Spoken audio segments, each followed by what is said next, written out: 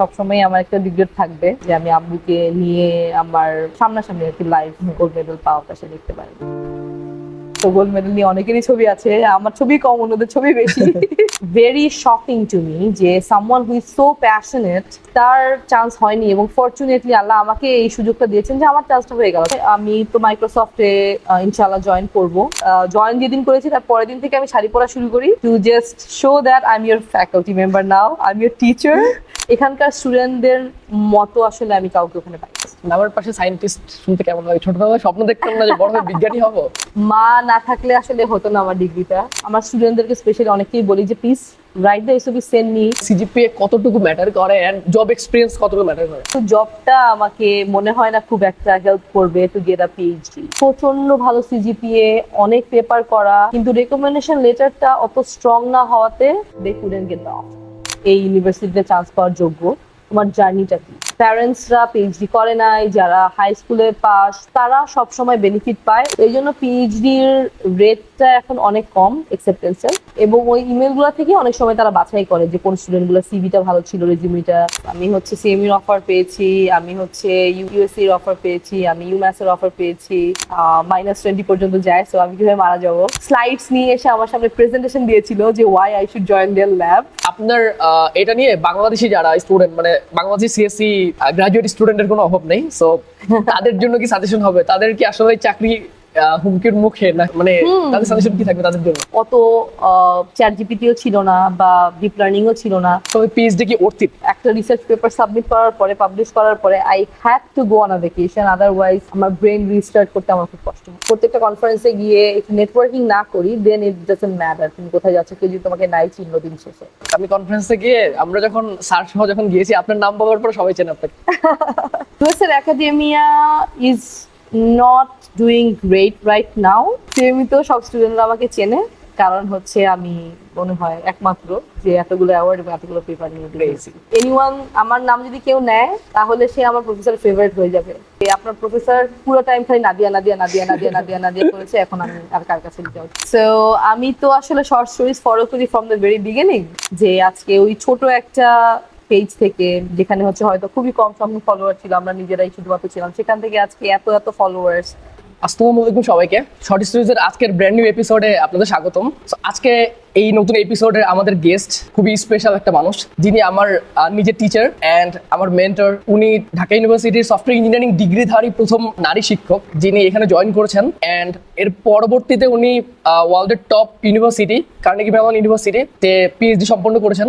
সম্প্রতি ম্যাম মাইক্রোসফটের senior applied scientist হিসেবে অফার পেয়েছেন। সো আজকের দিনে আমরা আমাদের এই এপিসোডে ম্যামকে পেয়েছি, এই জন্য আমরা অনেক গর্বিত। অ্যান্ড আরেকটা কথা অ্যাড করতে চাই, সেটা হচ্ছে যে শর্ট স্টোরিজের একদম শুরু থেকে, একদম ডে ওয়ান থেকে আমার একটা ইচ্ছা ছিল যে কোনো একটা সময় আমি ম্যামের ইন্টারভিউ নিব। সো আজকে সেই দিন যে আজকে আমি ম্যামের ইন্টারভিউ নিতেছি। So ma'am, welcome to our show. আপনি যদি আপনার ছোট একটা ইন্ট্রোডাকশন দিতেন। Thank you Arif. ইন্ট্রোডাকশন দেওয়ার আগে আমিও বলি যে I am also very proud of short stories and specially Arif আমার স্টুডেন্ট। তো প্রথম থেকে আমি ওর জার্নিটা ফলো করে যাচ্ছি, এবং হচ্ছে আজকে আমি ইন্টারভিউ দিতে পেরে I am very proud of you. আচ্ছা, এখন নিজেকে নিয়ে যদি বলি, আমি ঢাকা ইউনিভার্সিটির তথ্য প্রযুক্তি ইনস্টিটিউটে শিক্ষক হিসেবে আছি বর্তমানে প্রায় 9 বছর। 3 বছর আমি এখানে ছিলাম, এরপর পিএইচডির জন্য চলে গিয়েছি কার্নেগি মেলন ইউনিভার্সিটিতে, যেটা সফটওয়্যার ইঞ্জিনিয়ারিং এবং কম্পিউটার সায়েন্সে 1 নম্বর আলহামদুলিল্লাহ। দেন সেখান থেকে আমি পিএইচডি কমপ্লিট করেছি খুবই রিসেন্টলি, জুন মাসেই। অ্যান্ড তারপরে আমার কমপ্লিট করার আগেই আমার কাছে মাইক্রোসফটের একটা অফার আসে, এবং আমি বর্তমানে সেই অফারটা নিয়েই করছি যে আমি হয়তো জয়েন করবো মাইক্রোসফটে খুবই শীঘ্রই। আর একই সাথে হচ্ছে আমি ঢাকা ইউনিভার্সিটিতে ফেরত এসেছি আমার ছুটিটাকে এক্সটেন্ড করার জন্য। তো এটাই এখন প্ল্যান আর কি, চলে যাওয়া, আমেরিকাতে কিছুদিন চাকরি করা, তারপর হয়তো আবার ফিরে আসা বিগত দেশে। ওকে, সো আমরা একটু ম্যাম একটু আগে থেকে শুরু করতে চাই, কজ যেন গতিপথ নিয়ে আমরা একটু আইডিয়া পাই যে ম্যাম কোথা থেকে এসছে। সো আপনার যদি ছোটবেলাটা, মানে শৈশব কৈশোরের টাইমটা কোথায় কেটেছে, কেমন কেটেছে, এইসব নিয়ে যদি একটু কিছু বলতেন। অবশ্যই। সো আমি ঢাকাতেই বড়, আমি উদয়ন স্কুলে ছিলাম আলহামদুলিল্লাহ। আমার সারাটা জীবনই আসলে ঢাকা ইউনিভার্সিটির আশেপাশেই ছিল। তো উদয়ন স্কুলে আমি পড়েছি 10টা বছর। তারপর সেখান থেকে এসএসসি পাশ করে আমি অ্যাডমিশন নেই হলিক্রস কলেজে। হলিক্রস কলেজে 2 বছর পড়াশোনা করে এইচএসসির পরে দেন অ্যাডমিশন টেস্টের জন্য আমি মেডিকেলে যাওয়ার খুব ইচ্ছা ছিল। মেডিকেলের অ্যাডমিশন দিয়েছিলাম, কিন্তু আনফর্চুনেটলি সেদিকে যাওয়া হয়নি। তো কিন্তু আল্লাহ সবসময় ভালোটাই করে আই থিঙ্ক। তারপরে তথ্য প্রযুক্তি ইনস্টিটিউটে চলে আসলাম, ইঞ্জিনিয়ারিং এ চলে আসলাম এবং সেখান থেকেই আমার যাত্রাটা শুরু ইঞ্জিনিয়ারিং এ, এরপর থেকে আছি। ম্যাম ওই সময়টা তো মোটামুটি 2011-র দিকে অ্যাডমিশন টাইমটা বা ঢাকা ভার্সিটিতে আসার সময়টা। সো ওই সময়ে আসলে এখন থেকে অলমোস্ট 15 ইয়ার্স। সো এতদিন আগে ওই সময়টা কি মানে আপনার কাছে মানে ইঞ্জিনিয়ারিং এ আসার ডিসিশনটা কি টাফ ছিল কোনো কারণে? আম, যেটা হয় আসলে ছোটবেলা থেকে একটা ড্রিম থাকে সবারই। সো আমার ফ্যামিলি থেকে সবসময় আমি একটা প্রেশারের মধ্যেই ছিলাম যে ডাক্তার হতে হবে। আমার ভাই ইঞ্জিনিয়ার, আমি ডাক্তার হব, সেটাই ছিল প্ল্যান। কিন্তু হচ্ছে ওই ইয়ারটাতে 2011 অ্যাডমিশন টেস্টটা আসলে একটু কন্ট্রোভার্সিয়ালও ছিল। ওকে। সো সেই সময় হচ্ছে অ্যাডমিশন টেস্টে চান্স আসেনি, আমি মেডিকেলে দিয়েছিলাম কিন্তু সেটা হয়নি। তো এরপরে হচ্ছে ঢাকা ইউনিভার্সিটিতে আসাটা আমার আসলে খুবই একটা ফানি স্টোরি। আমি ঢাকা ইউনিভার্সিটির ফর্মও ফিল আপ করিনি আগে, আমি বুয়েটেরও ফর্ম ফিল আপ করিনি, অন্য কোনো ইউনিভার্সিটি ফর্ম ফিল আপ করিনি, কারণ আমি অনেক বেশি কনফিডেন্ট ছিলাম যে আমার মেডিকেলেই হয়ে যাবে। এবং ওইসব নিয়ে তখন ছোট ছিলাম আসলে, এত লজিস্টিক্যাল ইস্যুজ এত কিছু মাথায় ছিল না যে অন্য কিছু হতে পারে জীবনে। খুবই অ্যাডামেন্ট ছিলাম, এখনো আছি। সো সেখানে হচ্ছে আমার বাবা খুবই এগুলা নিয়ে সেকেন্ড অপশনস চিন্তা করতে পছন্দ করতেন। সো আমার ফর্মটা আমার বাবা ফিল আপ করে জমা দিয়ে রেখেছিলেন ঢাকা ইউনিভার্সিটির। সো এই জন্য ফর্চুনেটলি যখন মেডিকেলের রেজাল্টটা আসে আমি খুব ভেঙে পড়ি, কিন্তু বাবা ওয়াজ লাইক, না তোমার তো ঢাকা ইউনিভার্সিটি পরীক্ষা 1 সপ্তাহ পরে, পরীক্ষাটা দাও। তো তখন একটা খুবই ফানি সিচুয়েশন ছিল যে মেডিকেলে হয়তো আপনারা জানেন যে ম্যাথের কোনো পরীক্ষা হয় না। সো ম্যাথের প্রায় আমার প্র্যাকটিস নিয়ে অনেক লম্বা সময়, কিন্তু ম্যাথে আমি খুবই ভালো ছিলাম। আমার স্কুল কলেজ লাইফ থেকে ম্যাথে অনেক ভালো ছিলাম। সো এটা নিয়ে একটু কনসার্ন ছিল যে তুমি তো অনেকদিন প্র্যাকটিস করোনি, কিভাবে হবে। তো ওই একটা সপ্তাহ আমি শুধু ম্যাথটাই প্র্যাকটিস করি, তারপর যে পরীক্ষাটা দেই। তারপরে যেহেতু ব্যাকগ্রাউন্ড ভালো ছিল, সো আলহামদুলিল্লাহ হয়ে গেল তখন। আর ইঞ্জিনিয়ারিং কোন ডিপার্টমেন্টে আসবো সেই ডিসিশনটাও আমার না, সেই ডিসিশনটা আমার ভাইয়ের। সো আমি যখন ঢাকা ইউনিভার্সিটি থেকে আমি দেখলাম যে আমার একটা ভালোই র্যাঙ্কিং এসছে। এখন আমার এক্স্যাক্টলি র্যাঙ্কিংটা মনে নেই, কিন্তু বেশ শুরুর দিকেই ছিল আসলে। তো তখন হচ্ছে আমি কোন সাবজেক্টটা দেব প্রথমে সেটা নিয়ে খুব কনফিউশন ছিল। আমি চাচ্ছিলাম ফার্মাসি দেই বা বায়োকেমিস্ট্রি দেই, বা ওই মেডিকেল ওরিয়েন্টেড যে সাবজেক্টগুলো, কারণ আমার বায়োলজি বেশ ভালোই লাগতো, সেগুলো প্ল্যান করছিলাম। কিন্তু আমার ভাই বলেছিল যে না, তুই ইঞ্জিনিয়ারিং এ পড়বি, কারণ আমার আসলে ইঞ্জিনিয়ারিং এর ব্যাকগ্রাউন্ডটা খুবই ভালো ছিল। আমার মানে ম্যাথ, ফিজিক্স, ইভেন কম্পিউটার আমি বাসায় খুবই ইউজ করতাম, সবকিছু নিয়েই আসলে প্রোগ্রামিং করতাম টুকটাক। তো এই সমস্ত নিয়ে আমার ভাইয়ের কথা ছিল যে না না না না না, তোকে তুই আইআইটিতে যা, ওটাই বেস্ট হবে। ইভেন সিএসসির অপশনটাও সে কনসিডার করেনি, সে আমাকে বলছে না তুই আইআইটিতেই যাবি, তুই সফটওয়্যার ইঞ্জিনিয়ারিংই পড়বি। তো তার ডিসিশনে আমি তারপর ঢাকা ইউনিভার্সিটিতে ভর্তি হই সফটওয়্যার ইঞ্জিনিয়ারিং এ। এবং as you can see, I think my brother knows me better. So, uh, আলহামদুলিল্লাহ এরপর থেকে সবকিছু বেরোচ্ছিল। ওকে, এরপর তো ঢাকা ইউনিভার্সিটি সফটওয়্যার ইঞ্জিনিয়ারিং ডিপার্টমেন্টে আসা, এখানে এসে তখন তো কাইন্ড অফ ডিপার্টমেন্ট কিন্তু মোটামুটি নতুনই, আপনার যেহেতু থার্ড ব্যাচ। হ্যাঁ। সো ওই সময় এসে নতুন নতুন একটা ডিপার্টমেন্টে 4 বছর কন্টিনিউ করা, অ্যান্ড মানে ওই সময়টা এই যে 4টা বছর আপনার এখানে কেটেছে, ওই সময়টা নিয়ে যদি কোনো কিছু স্মৃতিচারণ করতেন। হ্যাঁ অবশ্যই। একাডেমিক নন একাডেমিক সবই। Of course of course. সো সেই 4টা বছর আসলে খুবই ফানি ছিল আসলে। মানে আমি যখন জয়েন করি তখন আমাদের ব্যাচে মেয়ে ছিল 5 জন, টোটাল আইআইটিতে মেয়ে ছিল ফার্স্ট ব্যাচে 2 জন, সেকেন্ড ব্যাচে 5 জন, সো টোটাল 12 জন ছিলাম আমরা। এবং আমরা জাস্ট থার্ড ব্যাচ, সো খুবই রিসেন্ট ডিপার্টমেন্ট। সো সবাই খুব ভালো চেনে না ডিপার্টমেন্টকে। তথ্য প্রযুক্তি বললে কেউ জানে না যে এটা ঢাকা ইউনিভার্সিটির পার্ট নাকি কোন ফ্যাকাল্টিতে পড়ে, সেটা সেই জিনিসগুলো অনেকেই জানতো না। তো ওইটা একটা চ্যালেঞ্জ ছিল যে নিজেকে প্রকাশ করা মানুষের কাছে যে হ্যাঁ আমি এমন একটা ডিপার্টমেন্টে পড়ি এবং ডিপার্টমেন্টটা বেশ ভালো। সো মানুষ মনে করতো ও তুমি কোথায় চান্স পেয়েছো, মানে ইট was a little new back then. তো ওই সময় হচ্ছে আমরা জয়েন করার পর পরে যেহেতু ডিপার্টমেন্টটা ছোট ছিল সাইজে, আমাদের মধ্যে বন্ডিংটা বেশ ভালো ছিল। সো আমরা 3টা ব্যাচ ছিলাম আমাদের সময়, আমরা জয়েন করার পরে। তো আমাদের 3টা ব্যাচে স্টুডেন্ট সংখ্যা ছিল 30 জনের মতো, 30-32 জন কোটা মিলিয়ে। সো তখন এত ছোট একটা ডিপার্টমেন্ট, আমরা দেখা যেত বড় ভাইকে ছোট ভাইকে, বড় বোনকে ছোট বোনকে সবাই মনে করতাম যে একই ব্যাচেরই বুঝি। তো ওইভাবেই আমাদের বন্ডিংটা ছিল, সিঁড়িতে উঠছি নামছি সবসময় দেখা হচ্ছে, একসাথে কন্টেস্ট গুলোতে যাচ্ছি, প্রোগ্রামিং কন্টেস্টে যাই একসাথে, সফটওয়্যার কন্টেস্টে যাই, কনফারেন্সে যাই, ঢাকার বিভিন্ন জায়গায় যাওয়া হয়েছে, ঢাকার বাইরে যাওয়া হয়েছে, দেশের বাইরে যাওয়া হয়েছে। সো এগুলো আমরা আসলে বেশ ফান ছিল ডিপার্টমেন্টটা, ছোট একটা ডিপার্টমেন্ট, মজা ছিল, অনেক আন্তরিকতা ছিল সবার মধ্যে। আর এমনিতে আমি ব্যাচে ফার্স্ট ছিলাম, কিন্তু আমার কাছে মনে হতো না যে আমি খুব বেশি পড়াশোনা করতাম জীবনে। আমার মনে হয় আমি মজাই করেছি বেশি আমার বন্ধু বান্ধব নিয়ে, টিএসসি তে আড্ডা দেয়া, এখানে ঢাকা ইউনিভার্সিটির যে এরিয়াটাতে আমরা আছি মোকাররম ভবন, তার ওখানে একটা চায়ের দোকান আছে, আলম ভাইয়ের চায়ের দোকান, সিএসি চিপা বলি আমরা ওইটাকে।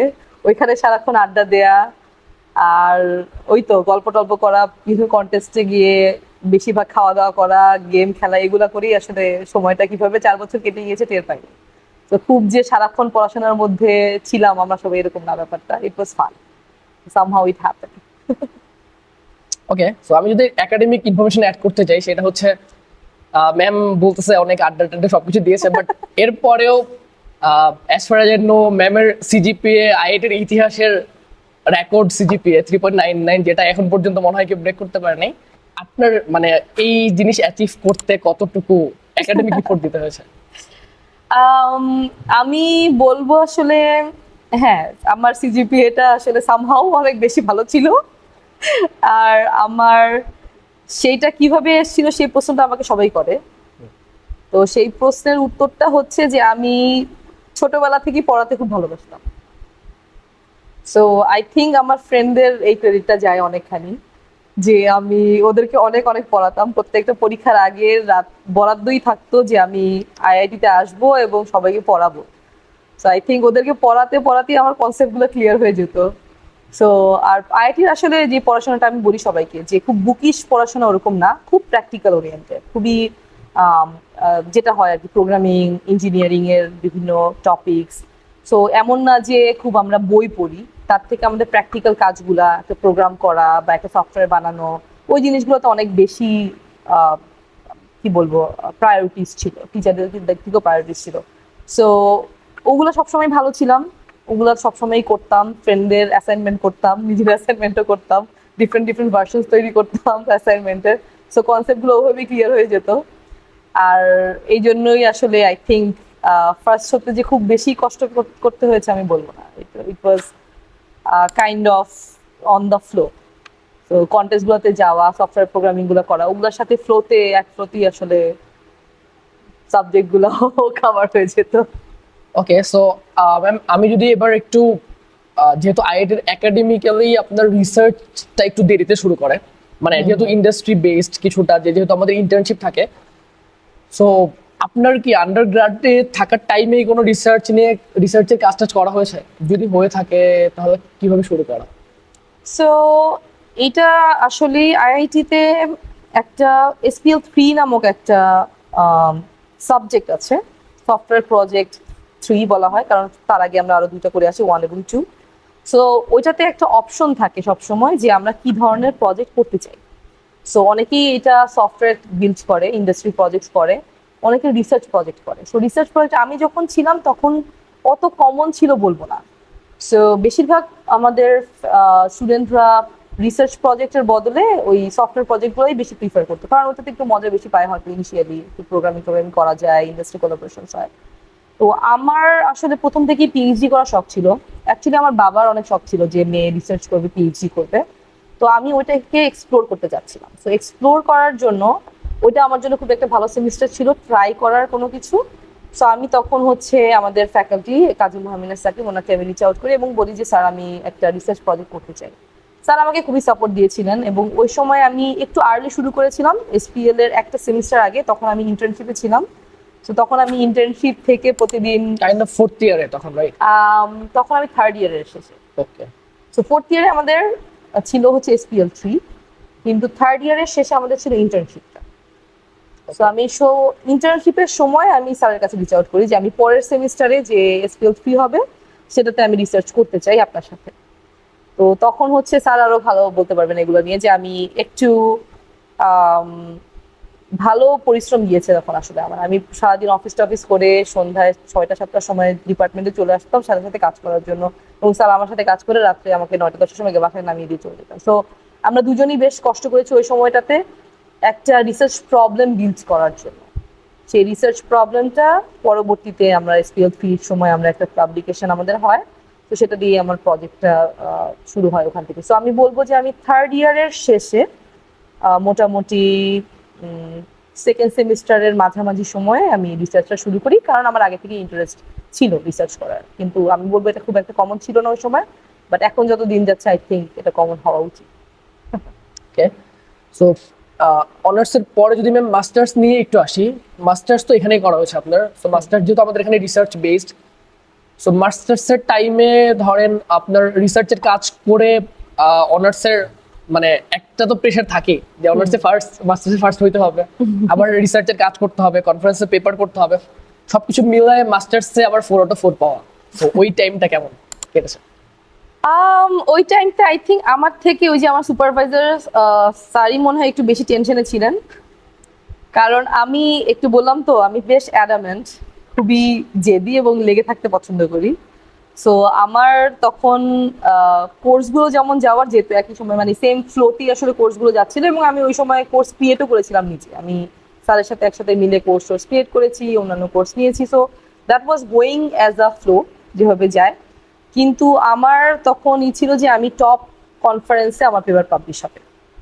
তো তখনও পর্যন্ত আমাদের তখন তো এটা এত কমন না, মানে কমন না, বাংলাদেশে থেকে আপনি ইন্টারন্যাশনাল কোনো কনফারেন্সে হ্যাঁ, এবং মানুষ খুব করবেন। বেশি জানেও না কনফারেন্স গুলো নিয়ে, নামগুলোও জানে না।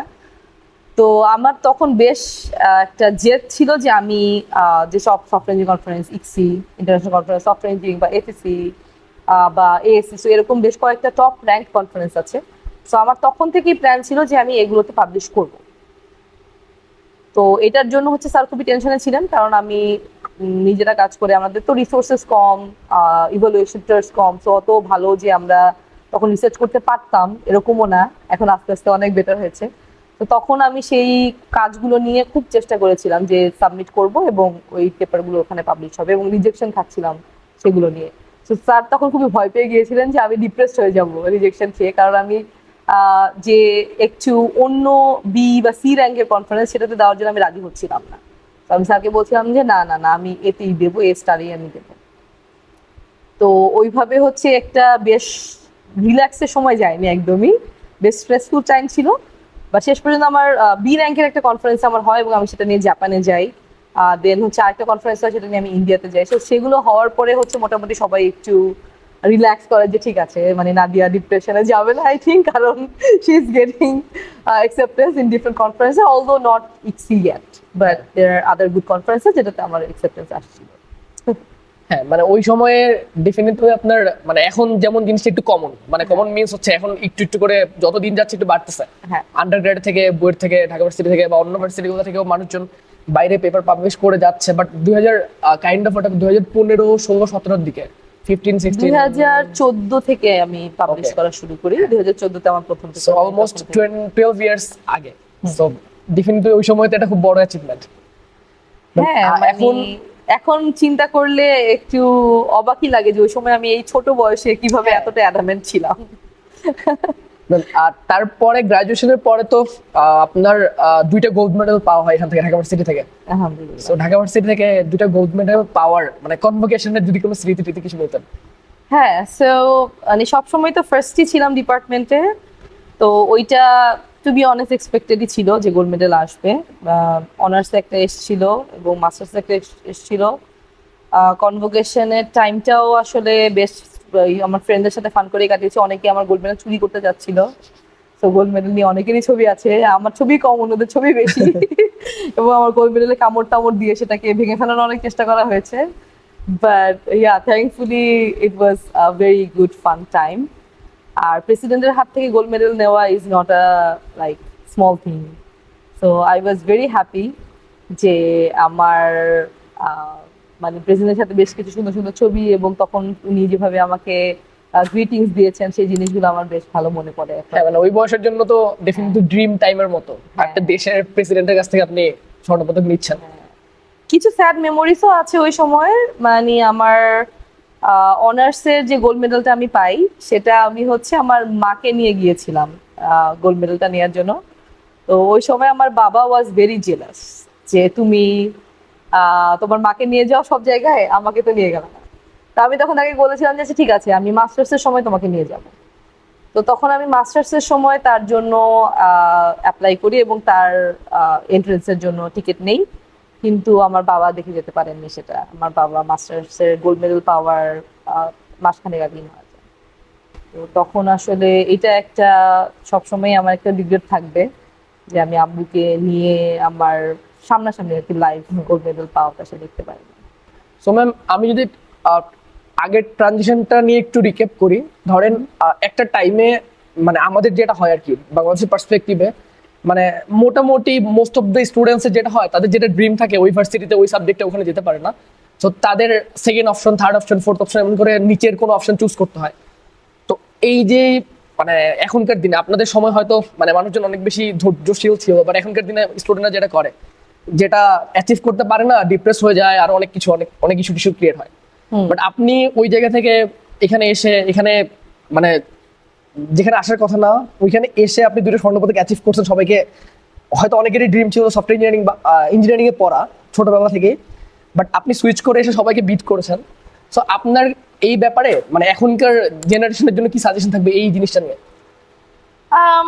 আমি প্রথমত বলতে চাই যে যে বয়সে আমরা আসলে সাবজেক্টগুলো চুজ করি, সেই বয়সে যে আমরা খুব ভালো জানি আমরা কি চাই সেটা কিন্তু না। অনেকেরই হচ্ছে, যেমন আমি অনেক জেদি ছিলাম, এরকম আমি অনেক ফ্রেন্ডেরও আমি জানি যে তারাও অনেক চাইতো যে এই সাবজেক্টই পড়বো, ওই সাবজেক্টগুলো হয়তো ওখানে পড়া হয়নি, হয়তো প্যারেন্টস অ্যাগ্রি করেনি, তাকে অন্য কোনো সাবজেক্টে দিয়েছে বা চান্স হয়নি। সো আমি অনেককেই দেখেছি যে তাদের পরবর্তীতে লাইফে অনেক বেটার করেছে। সো এটা আসলে বলা যায় না যে কোন সাবজেক্টটাতে আমরা ভালো করব দিন শেষে, যদি গিভেন দ্যাট আমি ওই সাবজেক্টেই পড়তে চাই। তো এরকম আসলে বলা যায় না আগে থেকেই। আমি আরেকটা স্টোরি এখানে শেয়ার করতে পারি অলসো, যে প্রাইভেটে পড়বো নাকি পাবলিকে পড়বো সেটা নিয়ে অনেকের অনেক প্রশ্ন থাকে। এটা আসলে কোথায় পড়লাম তার থেকে বেশি ম্যাটার করে হচ্ছে কত ভালো করে পড়লাম। আমি একটা স্টোরি বলতে পারি আমার নিজের লাইফ থেকে, যে আমি যখন ঢাকা মেডিকেলে না হওয়ার পরে যখন ঢাকা ইউনিভার্সিটির জন্য পড়াশোনা করছিলাম, ওই যে বললাম যে একটা সপ্তাহ আমি জাস্ট ম্যাথটা করেছি এবং মডেল টেস্টগুলো সলভ করেছি। তখন হচ্ছে আমি নিজের আমার কোনো বই আমি তখন কিনিনি, কারণ আমি প্রিপেয়ার ছিলাম না ঢাকা ইউনিভার্সিটিতে আমি ভর্তি পরীক্ষাটা দেবো। তখন আমার একজন কাজিন আছে, সে হচ্ছে ঢাকা ইউনিভার্সিটির জন্য খুব পড়াশোনা করছিল এবং সে সিএসসি তে পড়ার জন্য তার প্যাশন, সে সিএসসি তেই পড়বে, অন্য কোনো সাবজেক্টে পড়বে না। সো এটা তার ছিল। আমার যখন মেডিকেলে চান্স হলো না, I was very sad. So he came and met me. সে আমাকে তার বইটা দিয়ে বললো যে তুই এইখান থেকে পড়, আমি এখানে এই বছরের মডেল টেস্টগুলো দিয়েছি, দাগানো বইটা, তুই এখান থেকে পড়ে নে, তোর ওইটাতেই হয়ে যাবে, তোর আর বেশি পড়তে হবে না। তো আমি ওর বই থেকে পড়ে আমি পরীক্ষা দিলাম, আমার চান্স হয়ে গেল, ওর হলো না। So that was very shocking to me যে someone who is so passionate, someone who has been studying for so long, তার চান্স হয়নি, এবং ফরচুনেটলি আল্লাহ আমাকে এই সুযোগটা দিয়েছেন যে আমার চান্সটা হয়ে গেল। তো এটা আমি তখন বুঝতে পারছিলাম না যে ওকে আমি কিভাবে সান্ত্বনা দেবো। But then what happened, he join North South University, সেখানে ও সিএসসি তে জয়েন করলো এবং তারপরে ও ভয়ঙ্কর ভালো করেছে লাইফে, মানে ভয়ঙ্কর ভালো করে। এখন কানাডাতে থাকে এবং খুবই ভালো জব করে। He has like seriously shine in his life. তো এটাই আমি বলতে যাচ্ছি যে ইট ডাজন্ট ম্যাটার কোথায় তুমি পড়ছো বা কোন সাবজেক্টে তুমি পড়ছো, it's more about how much diligent you are in your study. তো তুমি যদি প্যাশন দিয়ে পড়াশোনা করো, যে সাবজেক্টে তুমি চান্স পেয়েছো, সেটাই আসলে আই থিঙ্ক পরবর্তীতে অনেক ভালো কিছু হবে। সুন্দর গল্পটা যোগ করার জন্য আপনাকে অনেক থ্যাংক ইউ। সো আমরা যদি এরপরে আপনার টিচিং ক্যারিয়ারের দিকে আসি, সো নিজের ডিপার্টমেন্টে যেখানে আপনি অ্যারাউন্ড 6 ইয়ার্স এর মতো পড়াশোনা করেছেন, সেম জায়গাতে আপনার সুপারভাইজার বা আপনার ফ্যাকাল্টিদের সাথে কাজ করা, এই এক্সপিরিয়েন্সটা কেমন, এই ট্রানজিশনটা কেমন? সো আইআইটি আসলে আমার নিজের ডিপার্টমেন্ট। আমি ইটস লাইক এখানকার আমি প্রোডাক্ট, এখানকার আমি baby. That I can say, কারণ ফার্স্ট ইয়ার থেকে আমি আছি এবং আমার ফ্যাকাল্টি যারা ছিল ওই সময়, আমার স্যারেরা, আমার ম্যাডামরা আমাকে অনেক ট্যাম্পার করেই আসলে 4টা বছর এবং তারপরে আরো মাস্টার্সের 2টো বছর অনেক সুন্দরভাবেই গিয়েছে। এবং দেন আমি যখন ফ্যাকাল্টি হিসেবে জয়েন করি, I was still their baby. So I have got a lot of support from them. মানে আমার এখানকার প্রত্যেকটা ফ্যাকাল্টি আমাকে খুবই সুন্দরভাবে গ্রহণ করেছে অ্যাজ দেয়ার জুনিয়র কলিগ। এবং আমি I was very lucky, I was very lucky to join my own department, যেখানে আমি সবাইকে চিনি, যেখানের প্রতিটা স্টাফ, প্রতিটা স্টুডেন্ট আমার আগে থেকেই চেনা এবং প্রত্যেকেরই কি প্রয়োজন, কিভাবে করতে হবে এই জিনিসগুলোও আমার জানা। So I think I could serve really well to them. তো এখন হচ্ছে আমার প্রথম দিকে মনে হতো যে ট্রানজিশনটা কিভাবে হবে। আমি তো স্টুডেন্ট ছিলাম, মাত্রই আমার জুনিয়র ব্যাচগুলো ছিল এবং আমার সাথে আমার জুনিয়র ব্যাচগুলোর বন্ডিং ভয়াবহ ভালো ছিল। তো সবাইকে আমি তুই করে বলতাম এবং চায়ের দোকানে যেয়ে চা খেতাম, ঘুরতে যেতাম। সো সেখান থেকে একজন ফ্যাকাল্টি হয়ে গিয়েছি, ক্লাস নিব। That was really weird for everyone, but thankfully that was fine at the end. কারণ I was treating them as okay, ঠিক আছে জুনিয়রই এখনো আছিস, সো আমি ক্লাস যখন নিব তখন আমাকে ওইভাবে ট্রিট করতে হবে, দেন ক্লাসের বাইরে we can have fun, it's fine. তো তখন হচ্ছে initially I started wearing sari. তো আমি হচ্ছে আগে সবসময় হচ্ছে নর্মাল ড্রেসেই আসতাম, বা ডিপার্টমেন্টে জয়েন যেদিন করেছি তার পরের দিন থেকে আমি শাড়ি পরা শুরু করি, to just show that I'm your faculty member now, I'm your teacher, you have to treat me like that. So সেটা বেশ ফান ছিল, সবার জন্য বেশ মজা ছিল। আমার কলিগরাও তখন হচ্ছে বলেছিলেন যে ও মাই গড তুমি কি সবসময় পরবা? আমি বললাম হ্যাঁ, I love wearing sari, so why not. তো সেটাই হচ্ছে আমি করেছিলাম। আর তারপরে পরবর্তীতে যখন নতুন ব্যাচগুলো আসে তারা আমাকে ফ্যাকাল্টি হিসেবেই পায়, যেমন আরিফদের ব্যাচ মনে হয় কমপ্লিটলি ফ্যাকাল্টি হিসেবেই পেয়েছিল। সো ওইটা খুব একটা প্রবলেম আসলে হয়। ওকে ম্যাম, আমি এখানে একটা কোশ্চেন অ্যাড করি, সেটা হচ্ছে আমরা যেহেতু পিএইচডির কথা অলরেডি মেনশন করেছি, সো আপনি তো থ্রুআউট দ্য পিএইচডি বা ইউএসএ তে যতদিন আছেন আপনি টিচিং করেছেন ওইখানকার আন্ডার গ্রাডুয়েট স্টুডেন্টদের। সো আপনি এখানে আপনার 3 বছরের এক্সপিরিয়েন্স, ওইখানে 5 বছর ধরে আপনি ওখানকার স্টুডেন্টদের দেখেছেন। সো একটা কোশ্চেন বা একটা জিনিস আমাদের সবার মাঝখানে, অথবা আমাদের একটা ইনফেরিয়র কমপ্লেক্স থাকে যে মনে হয় ওইখানকার যারা তারা আমাদের থেকে অনেক বেশি জানে, বুঝে, পারে, অনেক ট্যালেন্টেড। সো আপনার এক্সপিরিয়েন্স থেকে এটাকে আপনি কিভাবে, আপনি কি দেখেছেন আসলে, এটা যদি একটু শেয়ার করতেন। হ্যাঁ, সো আমি আসলে সিএমইউতে কো টিচিং করেছি। সো যেটা অ্যাকচুয়ালি এখানে আমি বলিনি যে it's very uncommon for the PhD students. PhD student সাধারণত টিএ করা মানে হচ্ছে গ্রেডিং করা বা রিসাইটেশনস নেওয়া। বাট যেহেতু আমার হচ্ছে ঢাকা ইউনিভার্সিটির একটা লম্বা সময়ের এক্সপিরিয়েন্স ছিল 3 বছরের, তো আমি আমার ওখানকার অ্যাডভাইজারকে আমি বলি যে আমি টিএইং করার থেকে টিচিং করতে বেশি আগ্রহী, কারণ I think I can do it. So তখন হচ্ছে আমাকে একটা ট্রেনিংয়ে যেতে হয়েছিল, ওখান থেকে পেডাগজির একটা কোর্স আমি নেই। সেই কোর্সটাতে আমি অনেক কিছু শিখেছি ফ্র্যাঙ্কলি, মানে ইট ওয়াজ আ লাইফ চেঞ্জার। যে কিভাবে ক্লাস নিতে হয়, কি ধরনের কন্টেন্ট স্টুডেন্টদের জন্য কনজিউম করা ইজিয়ার, কিভাবে ব্রেকডাউন, কি কি অ্যাক্টিভিটিস করতে হয় থ্রুআউট দ্য ক্লাস, অনেক কিছু আমি শিখেছি। তো ওই নলেজটা নিয়ে তারপরে আমি ক্লাসগুলোতে যাওয়া শুরু করি এবং আমি কোটিচ করি ওখানে একটা কোর্সটা ছিল হচ্ছে সফটওয়্যার ইঞ্জিনিয়ারিং কোর্স, যে কোর্স আমি আসলে ফ্র্যাঙ্কলি এখানে নিয়েছি। ডিফারেন্সটা আসলে স্টুডেন্টের কোয়ালিটিতে না, ডিফারেন্সটা আসলে আমরা কিভাবে পড়াই সেখানে। স্টুডেন্টদের কোয়ালিটি যদি আমি বলি, আমার এখানে স্টুডেন্টগুলো আলহামদুলিল্লাহ অনেক ভালো ছিল। আরিফদের batch was a very good batch, অন্য ব্যাচগুলো আসলে বেশ ভালো ছিল আমি যাদের ক্লাস নিয়েছি। I used to tell my advisor in the US that I miss the sparkles in my students' eyes. মানে ওদের যে পরিমাণে eagerness to learn something, ওরা যেভাবে মানে চোখে চকচক করে না যে আমি একটা জিনিস শিখছি, আমি জানছি, এই জিনিসটা আমি ইউএসএ তে প্রচন্ড মিস করতাম। এবং আমি আমার অ্যাডভাইজারকে সেটা বলেছিল multiple time, I want to go back, and he used to ask me why do you want to go back? এখানে কি তুমি পাচ্ছ না যেটা তুমি চাও? এখানে তো অনেক opportunities, you'll get a lot of stuff, you'll get money, you'll get good reputations and stuff. But I was like, no, I miss that sparkle in my students' eye. So এটা আসলে আমার কাছে মনে হয়েছিল যে ইউএসএ তে আমি যখন ক্লাস নিতাম, ইট ওয়াজ গোয়িং ভেরি রোবটিক, যে স্টুডেন্টরা আসে শিখতে, তারা শিখতে চাচ্ছে এবং শিখছে এবং দ্যাটস ফাইন, এবং দে আর ভেরি একটু স্নবিশ। তো ধরেই নেয় যে আমাকে পড়াতে হবে, আমাকে জানতে হবে অ্যান্ড স্টাফ। এখানকার স্টুডেন্টদের মতো আসলে আমি কাউকে ওখানে পাই। এখানকার স্টুডেন্টরা যেরকম ভাবে রিসোর্সেস কম রিসোর্সের মধ্যে আমি পড়াতে হয়তো অত ভালো পারছি না, সেই অবস্থার মধ্যে যতটা শাইন করে এবং যতটা নিজেদেরকে বের করে নিয়ে আসে গণ্ডি থেকে, সো সেই জিনিসটা আসলে খুবই কমেন্টেবল। তো এই জন্য আমি বলবো যে ইনফিরিয়রিটি কমপ্লেক্সে ভোগার কিছু নেই। I like the students of Dhaka University more than students of Carnegie University. Very controversial sentence, but yes. Okay, so এটা শুনে নিশ্চয়ই অনেকে খুশি হওয়ার কথা। ম্যাম, এবার যদি আমরা একটু আপনার পিএইচডি অ্যাডমিশন টাইমটা নিয়ে অল্প একটু কথা বলতে চাই, যে ওই সময়টা এখানে টিচিং এর পাশাপাশি পিএইচডি মানে যেটা হয় আর কি, লাইক আমরা যে টাইমের মাঝখান দিয়ে যাচ্ছি, যে অনেকেই জবে জয়েন করে, টিচিং হোক বা অন্য কোনোটা হোক, তার সাথে পিএইচডি অ্যাপ্লিকেশন কন্টিনিউ করা ভেরি টাফ। সো ওই সময় আপনি কিভাবে সবকিছু ম্যানেজ করেছেন, অ্যান্ড অ্যাপ্লিকেশন, এরপরে আমরা অ্যাপ্লিকেশন প্রসেস নিয়ে একটু কথা বলতে পারি। Of course. So it's a very important topic actually. So একটা জিনিস আমি যখন এখানে ছিলাম ফ্যাকাল্টি হিসেবে, তখন আমার স্টুডেন্টদেরকে বোঝাতে বেশ কষ্ট হয়েছে, আমি জানি না এখন সিচুয়েশন কেমন, হয়তো বেটার। সেটা হচ্ছে যে বাইরে যেতে চাইলে, যদি পিএইচডি করতে যেতে চাও, ইভেন মাস্টার্স করতে যেতে চাইলে, রিসার্চ করা is a very important component.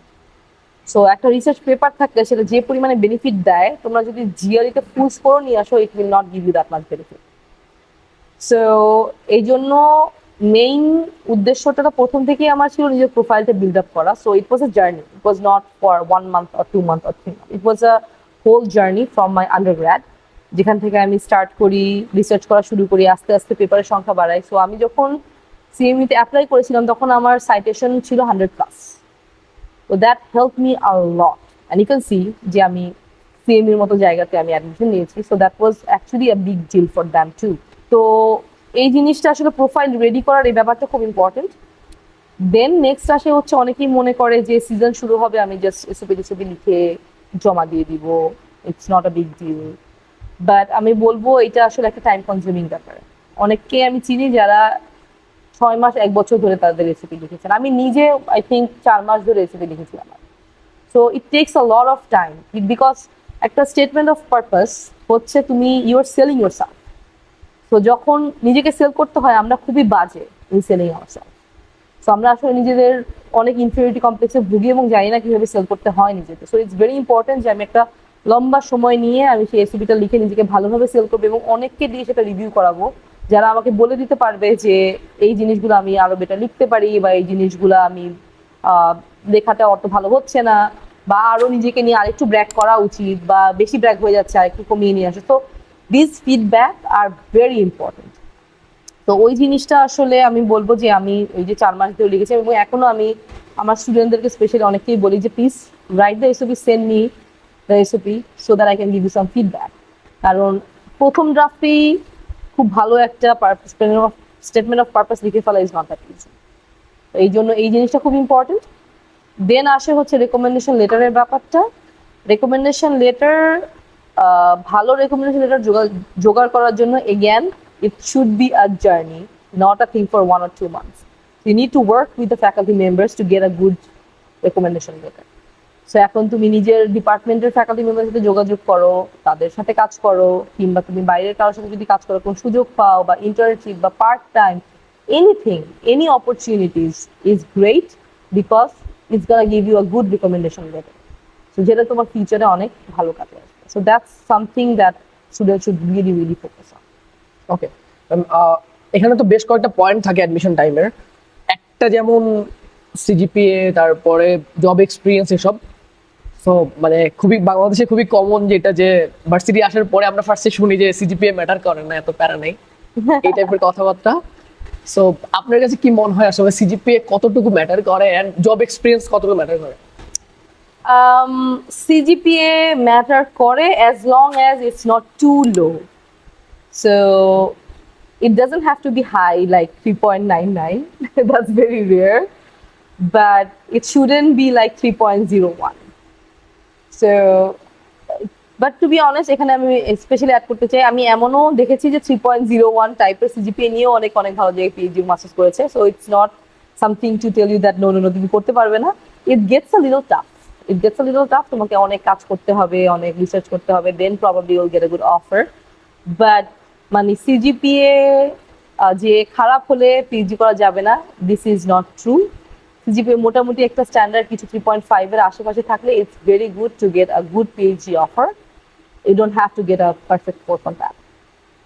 আর আরেকটা জিনিস হচ্ছে বলছিল যে জব এক্সপিরিয়েন্সটা আমি খুব একটা ইম্প্যাক্ট করতে দেখিনি ইন পিএইচডি অ্যাডমিশন। তো আমি পিএইচডি অ্যাডমিশন কমিটি ছিলাম নিজে। জব এক্সপিরিয়েন্স যদি হয় গুগল, মাইক্রোসফট, ইন্টেল এগুলার, then it matters. If it's like some local company in here, then it doesn't matter that much. তো সেই জন্য আমি বলি যে জব এক্সপিরিয়েন্সের থেকে একটু রিসার্চ এক্সপিরিয়েন্স নিলে বেটার হবে। জব আমরা এখানে করি, হয়তো বা অনেকে ঢুকলে টাকা পয়সার জন্য অনেকে জব করে, প্রয়োজন হয় হয়তো ফ্যামিলির অনেকেরই, তো সেটার জন্য জব করা যেতে পারে, কিন্তু জবটা আমাকে মনে হয় না খুব একটা হেল্প করবে to get a PhD in later life.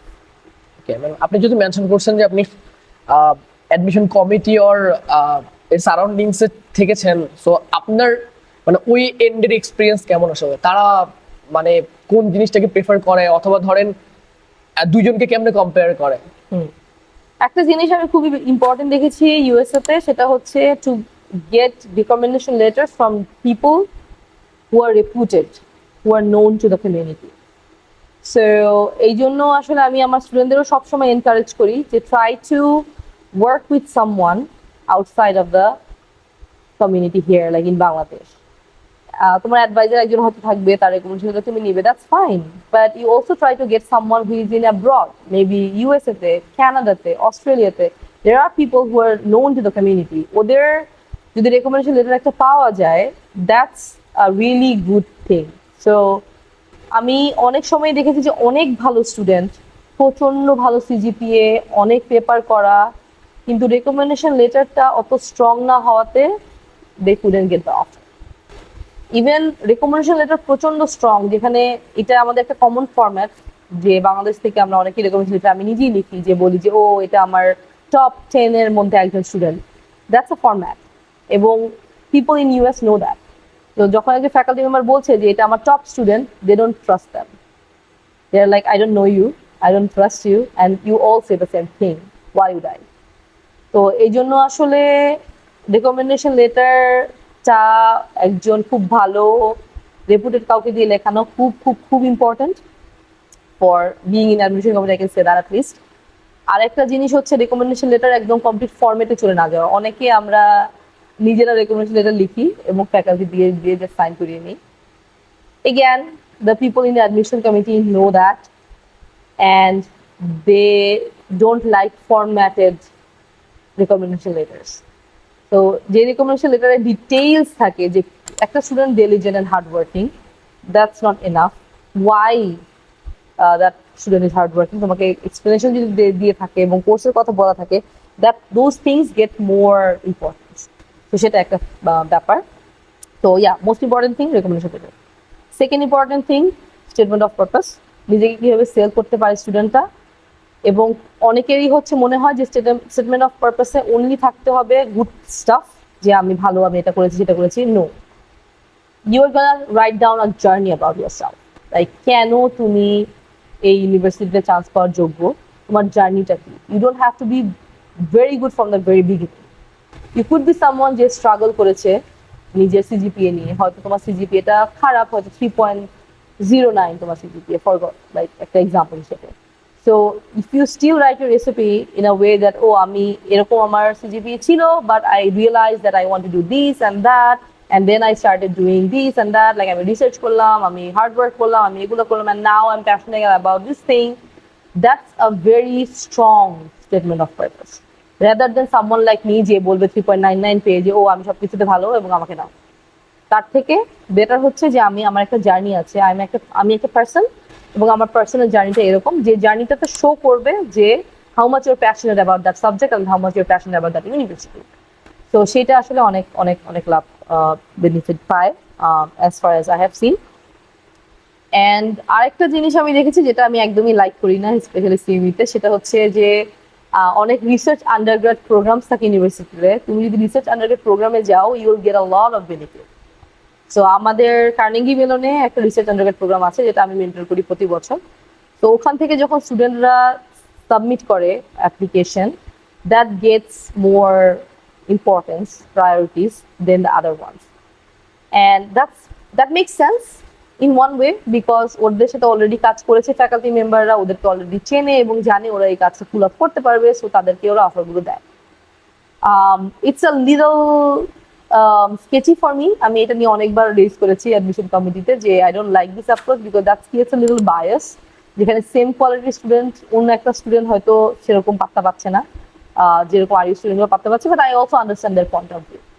তো ইন দোজ কেসেস আমি অলওয়েজ রেকমেন্ড করি যে স্টুডেন্টরা যদি পারে একটা বাইরে একটা ইন্টার্নশিপ করা বা একটা রিসার্চ আন্ডারগ্রেড প্রোগ্রামের জন্য অ্যাপ্লাই করা, কারণ রিসার্চ আন্ডারগ্রেড প্রোগ্রামগুলো কিন্তু মোস্টলি হয় আন্ডার রিপ্রেজেন্টেড কমিউনিটিতে। সো যাদের প্যারেন্টসরা পিএইচডি করে নাই, যারা হাই স্কুলে পাস বা যারা এরকম আমাদের মতো একটা আন্ডার রিপ্রেজেন্টেড কান্ট্রি থেকে যাচ্ছে, তারা সবসময় বেনিফিট পায় ওই ধরনের বিভিন্ন রিসার্চ আন্ডারগ্রেড প্রোগ্রামগুলোতে অ্যাপ্লাই করা এবং অ্যাকসেপ্টেন্স পাওয়ার জন্য। তো আমি সবসময় রেকমেন্ড করি এই জিনিসটা, যে কেউ যদি এরকম একটা ইন্টার্নশিপ 3 মাসের জন্য, 4 মাসের জন্য বা অনলাইনে পার্ট টাইমের জন্য করতে পারে, they will get a lot of benefit. So এই 3টা ফ্যাক্টর আমি দেখেছি মোস্ট ইম্পর্টেন্ট। এছাড়া মানুষজন বলে আইএলস এর কথা, টোফেলের কথা, জিআরইর কথা, এখন যদিও জিআরই অনেকগুলোতেই নাই। I didn't see much impact of those in admission. একটা জিনিসে শুধুমাত্র ইম্প্যাক্ট আছে, if that's too low then it's a red flag. If that's fine, it's not too low, in that case no one cares about them. So this is something I have, at least Carnegie Melloner software engineering এর সেটাই হয়, অন্যগুলো আমি বলতে পারবো না, but ওইগুলোতে আমি খুব বেশি একটা ইম্প্যাক্ট দেখি। আমরা যদি একটু কারেন্ট সিচুয়েশন নিয়ে কথা বলি, মানে গত 2 বছর বা 3 বছরে মানে পিএইচডি সিনারিও যেভাবে চেঞ্জ হয়ে গেছে, so like before Covid, during Covid, after Covid, এই এখনকার সিচুয়েশন অনুযায়ী আপনার মানে পিএইচডি অ্যাকসেপ্টেন্স পাওয়া কতটুকু হার্ড, অ্যান্ড এখনকার স্টুডেন্টদের কি কি দিকে ফোকাস রাখা উচিত আগের থেকে বেশি? আগে যেভাবে জিনিসটা একটু ইজিয়ার ছিল কজ ক্রাইসিস থেকে শুরু করে অনেক ইস্যু টিস্যুর জন্য, এখনকার দিনে এই সিচুয়েশনটা যদি একটু এক্সপ্লেন করতেন ওই এন্ড থেকে। অ্যাকচুয়ালি এখন দিন দিন আসলে ডিফিকাল্ট হয়ে যাচ্ছে জিনিসগুলো, as far as I have scene. কারণ আগে ইউএসএ স্পেশালি অনেক ফান্ডিং ছিল, একটা সময় অনেক গ্র্যান্ট পাওয়া যেত, এনএসএফ এর গ্র্যান্ট, বিভিন্ন কোম্পানি গ্র্যান্টগুলো পাওয়া যেত, বাট রিসেন্ট পাস্টে সেই গ্র্যান্টগুলো অনেকটা কাট আউট করা হয়েছে। টোটাল গ্র্যান্টের 40% অ্যাভেলেবল রাইট নাও। সো যেটার জন্য আসলে ফ্যাকাল্টিদের জন্য খুব ডিফিকাল্ট, টাকা ছাড়া স্টুডেন্ট কিভাবে নেবে। কারণ এইসব পিএইচডি প্রোগ্রামে mostly it's full funded PhD most of the times, specially in the good universities like top ইউনিভার্সিটিতে। কেউ যদি পিএইচডি অ্যাডমিশন পায়, they make sure that you get the fund না দিয়ে পিএইচডি অ্যাডমিশন দেওয়াই হয় না কার্নেগি মেলনে। সো ইন দোজ কেসেস যদি ফ্যাকাল্টির ফান্ডিংই না থাকে, ইন দ্যাট কেস সে কিভাবে স্টুডেন্ট নেবে? তো এই জন্য পিএইচডির রেটটা এখন অনেক কম অ্যাকসেপ্টেন্সের। আর আরো একটা জিনিস হচ্ছে, এখন আসলে একটা ইন্টারন্যাশনাল স্টুডেন্ট নেওয়াটাও খুব রিস্ক ফ্যাকাল্টি মেম্বারদের জন্য, কারণ একটা ভিসার ব্যাপার আছে এবং ভিসা অনেকেরই হয়তো রিজেক্ট হয়। ইন দ্যাট কেস একজনকে অ্যাডমিশন দিলে, সে অ্যাকসেপ্ট করলে, তারপর যদি ভিসা যেতে না পারে, দেন সে ফ্যাকাল্টি মেম্বারের লস। তো সে ওই সেমিস্টার অন্য একটা স্টুডেন্ট নিতে পারতো, অন্য একটা স্টুডেন্ট অ্যাকসেপ্টেন্স পেতে পারতো। তো এই সব কিছু কনসিডার করে বর্তমানে একটু পিএইচডি অ্যাডমিশনটা একটু ডিফিকাল্ট, বাট এমন না যে একদমই হচ্ছে না, ডেফিনেটলি হচ্ছে। You just have to like be very cautious about who you're applying to, where you're applying. অনেকেই হচ্ছে যারা শিক্ষক, তারা তাদের ওয়েবসাইটে লিখে দেয় যে আমি, আমার ফান্ড আছে এবং আমি এই সেমিস্টারে বা নেক্সট সেমিস্টারে আমি নিচ্ছি স্টুডেন্ট। সো ইটস বেটার যে ওইগুলোতেই এক্সপেক্ট করা উচিত। বাকি ইউনিভার্সিটিগুলো is struggling to be honest. So in those cases I am not sure how much the acceptance is gonna be. Ma'am এখানে যে একটা আরেকটা পার্ট অ্যাড করি, সেটা হচ্ছে যে এখনের দিনে প্রফেসরকে ইমেল করার যে ব্যাপারটা, মানে লাইক সেন্ট্রাল অ্যাপ্লিকেশন যেসব ভার্সিটিতে নাই, এই জিনিসটা কতটুকু ইম্পর্টেন্ট আসলে? হ্যাঁ, তো একটা জিনিস তুমি বলেছো সেন্ট্রাল অ্যাডমিশনের কথা।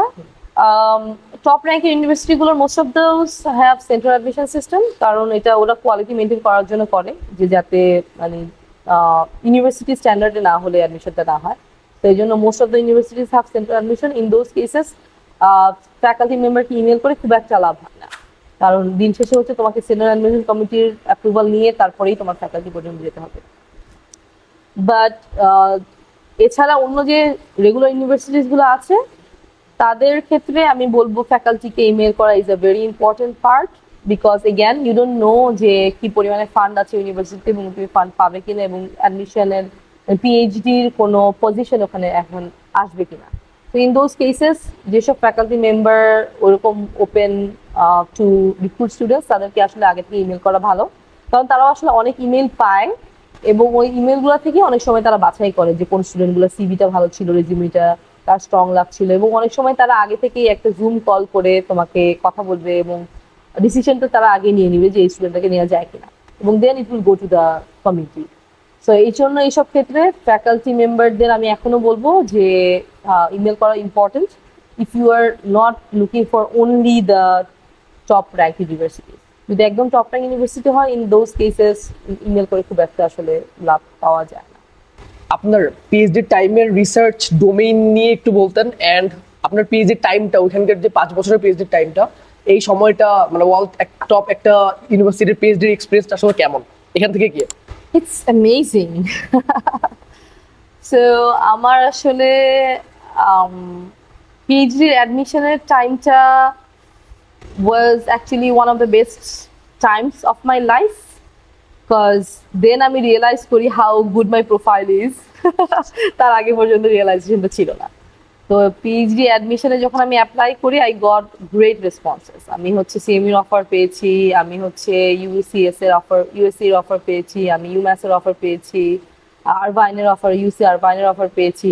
আমি নাম বলে যেতে পারবো আসলে। দেয়ার ওয়াজ আ লট অফ ইউনিভার্সিটিস যেখান থেকে আমি আসলে ফুল ফান্ডেড পিএইচডি অফার পেয়েছি, এবং there was actually a fight between the faculty members on who is gonna take me.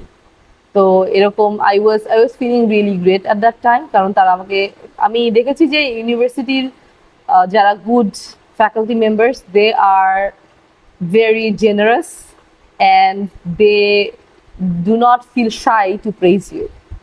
So আমি এরকম অনেক ইমেল পেয়েছি আমার প্রফেসরদের কাছ থেকে, যারা আমাকে বলেছে যে আমি তোমাকে নিতে চাই এবং তুমি কেন সিওবিতে যাবে না, আমার কাছে আসবে, এই ধরনের রিজনিংস দিয়ে, যে ক্যালিফোর্নিয়া কত জোস, ক্যালিফোর্নিয়াতে আমি কত হ্যাপি থাকবো। So it was a very fun time for me. আর সিএমইতে আমি কীভাবে, পিটসবার্গ অনেক ঠান্ডা, -20 পর্যন্ত যায়, সো আমি কীভাবে মারা যাবো, তো এই জিনিসগুলো আমি অনেক শুনেছি। That was very fun, but শেষ পর্যন্ত of course ranking matters to me at least, কারণ আমি বাংলাদেশ থেকে যাচ্ছি। If I get offer in a top rank university, why not? It was like first in software engineering, first in CS, and I really like the faculty members there as well. মানে আমার যখন আমি সিএমইতে join করি, I didn't, দু ধরনের admission হয়, একটা হয় হচ্ছে ফ্যাকাল্টি মেম্বারদের সাথে টাই আপ করা, আর একটা হয় হচ্ছে টাই আপ না করা। সো আমি যে অ্যাডমিশনটা পেয়েছিলাম, আমার সাথে কোনো ফ্যাকাল্টি মেম্বারদের টাই আপ ছিল না, কারণ I was from a very general pool. আমি অনেক ডিফারেন্ট টাইপসের রিসার্চ করেছি in my life, software design নিয়ে, সফটওয়্যার টেস্টিং নিয়ে, মানে সফটওয়্যার ইঞ্জিনিয়ারিং এর সব ডোমেইন, বাট ডিফারেন্ট ডোমেইনস নিয়ে আমি রিসার্চ করেছি। সো যখন আমি যাই, আমার সাথে ফ্যাকাল্টি মেম্বারদের টাই আপ ছিল না, I could choose who I wanted to work with. তো তখনও হচ্ছে I had a very good time talking to all the faculty members. তারা রীতিমতো অনেকেই স্লাইডস নিয়ে এসে আমার সামনে প্রেজেন্টেশন দিয়েছিল যে why I should join their lab. So that was a very good and fun time for me. But definitely I chose my advisor, who was my current advisor. He was the like that topic টা আসলে best topic আমার কাছে তখন লেগেছিল, which I still think I did the right thing. I had like I think এই টপিকে আমি আমার লাইফে পরবর্তীতে সাস্টেইন করবো। So that's what I am gonna say, কারণ আমি খুবই হচ্ছে মুভ করি ফিল্ড টু ফিল্ড। আমি বলছিলাম যে অনেকগুলো টপিকে আমি রিসার্চ করেছি অলরেডি, সো আমি খুবই মুভ করি প্রত্যেকটা ফিল্ড থেকে। আমার বেশি দিন একটা টপিক ভালো লাগে না, সো আমি মুভ করে ডিফারেন্ট টপিক্সে যাই। বাট এই টপিকটা যখন আমি পেয়েছিলাম, software engineering for machine learning, I was like, oh this is what I want to do for the rest of my life, which is a very big commitment, but I still feel the same. তো এই software engineering for machine learning নিয়ে আমরা একটু বলতে পারি হয়তো খুবই shortly, যে এখনকার যে মেশিন লার্নিং এর সফটওয়্যারগুলো আছে সেগুলো কিভাবে ডেভেলপ করতে হয়, সেইটার ডিসিশনগুলা, সেটার বিভিন্ন ফেজগুলা, সেটা নিয়ে রিসার্চ যেটা হয় সেটা হচ্ছে software engineering for machine learning. And I think it's gonna sustain because every software has machine learning these days. AI and machine learning, সবকিছু সব প্রত্যেকটা সফটওয়্যার এখন আছে। তো এই টপিকটা নিয়ে আমি রিসার্চ করি, and I can like keep talking about the topic, but I don't wanna like spend much time. আমি এখানে একটা কোশ্চেন অ্যাড করতে হবে যে আপনার মানে এখনকার দিনে লাইক 2023 বা এর পরবর্তী সময়ে জিনিসপত্র যত ড্রাস্টিকভাবে চেঞ্জ হয়েছে, আর আপনি ওইখানে থেকে অথবা এর মাঝখানে আপনার পিএইচডির মাঝখানে ইন্টার্নশিপে মাইক্রোসফট বা অন্য টেক জায়ান্টে গিয়েছেন, দেখেছেন সিনারিও। তো ওই সময়ই চ্যাট জিপিটি থেকে শুরু করে এই টাইপের জিনিসপত্র এসেছে। সো আপনার ওই এন্ড থেকে কি কি মনে হয়েছে, অ্যান্ড আপনার এটা নিয়ে বাংলাদেশি যারা স্টুডেন্ট মানে বাংলাদেশি সিএসসি গ্রাজুয়েট স্টুডেন্টের কোনো অভাব নেই, সো তাদের জন্য কি সাজেশন হবে? তাদের কি আসলে চাকরি হুমকির মুখে নাকি, মানে তাদের সাজেশন কি থাকবে তাদের জন্য? That's actually a topic that I have like আমি ইউএসএ তে অনেকের সাথে ডিবেট করেছি এই টপিকে। তো এটা অফ কোর্স এটা একটা টোটাল সেশন হতে পারে to talk about this topic, যে why the students are safe. So for me, what I think that they are safe, software engineering is still safe because software engineering has a great legacy, has great processes which we have been following for decades and decades long. And এখন AI এসে যে সবকিছু একবারে শেষ হয়ে যাবে, that is not what I feel. I have like seen the adaptations in different parts of software engineering. অনেক adapt করেছি আমরা সফটওয়্যার ইঞ্জিনিয়ারিংটাকে to have machine learning into a software. So অনেক জায়গা আছে যেখানে কাজ করতে হবে, অনেক জায়গা আছে, এই জন্য রিসার্চটা অনেক বেশি জরুরি। যারা রিসার্চ করতে চাও, it's a very good topic to work on because there is a lot of problems.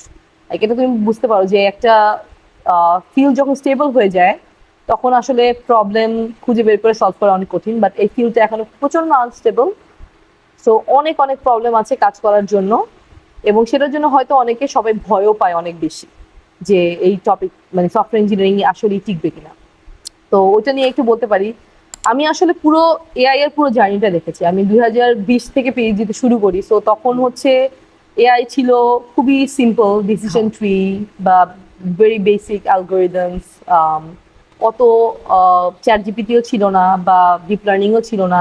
দেন আমি আস্তে আস্তে যখন মুভ করি তারপর হচ্ছে চ্যাট জিপিটি আসে। চ্যাট জিপিটি যখন এসেছিল তখন জাস্ট হচ্ছে চ্যাট জিপিটি না জিপিটি এসেছিল ফার্স্টে, যেটাতে ভেরি স্পেশালাইজড জাস্ট চ্যাটিং এর জন্য এটা ছিল। এখন যেমন সবকিছু করতে পারে এসব দিয়ে, এজেন্টস এসেছে recently, autonomous agents and everything. So এই যে জার্নিটা I have seen it all, প্রথম থেকে আমার রিসার্চের লাস্ট পর্যন্ত। So I was in a process of adaptations to. আমি যখন স্টার্ট করি, যখন সফটওয়্যারটা, তখন আমি যেভাবে বিল্ড করতে হবে, যে জিনিসগুলো আমরা নিয়ে আসি রিসার্চ করে, অনেক কিছু এখন কিছু আসলে খাটে না এই এআই এজেন্টস এর জন্য।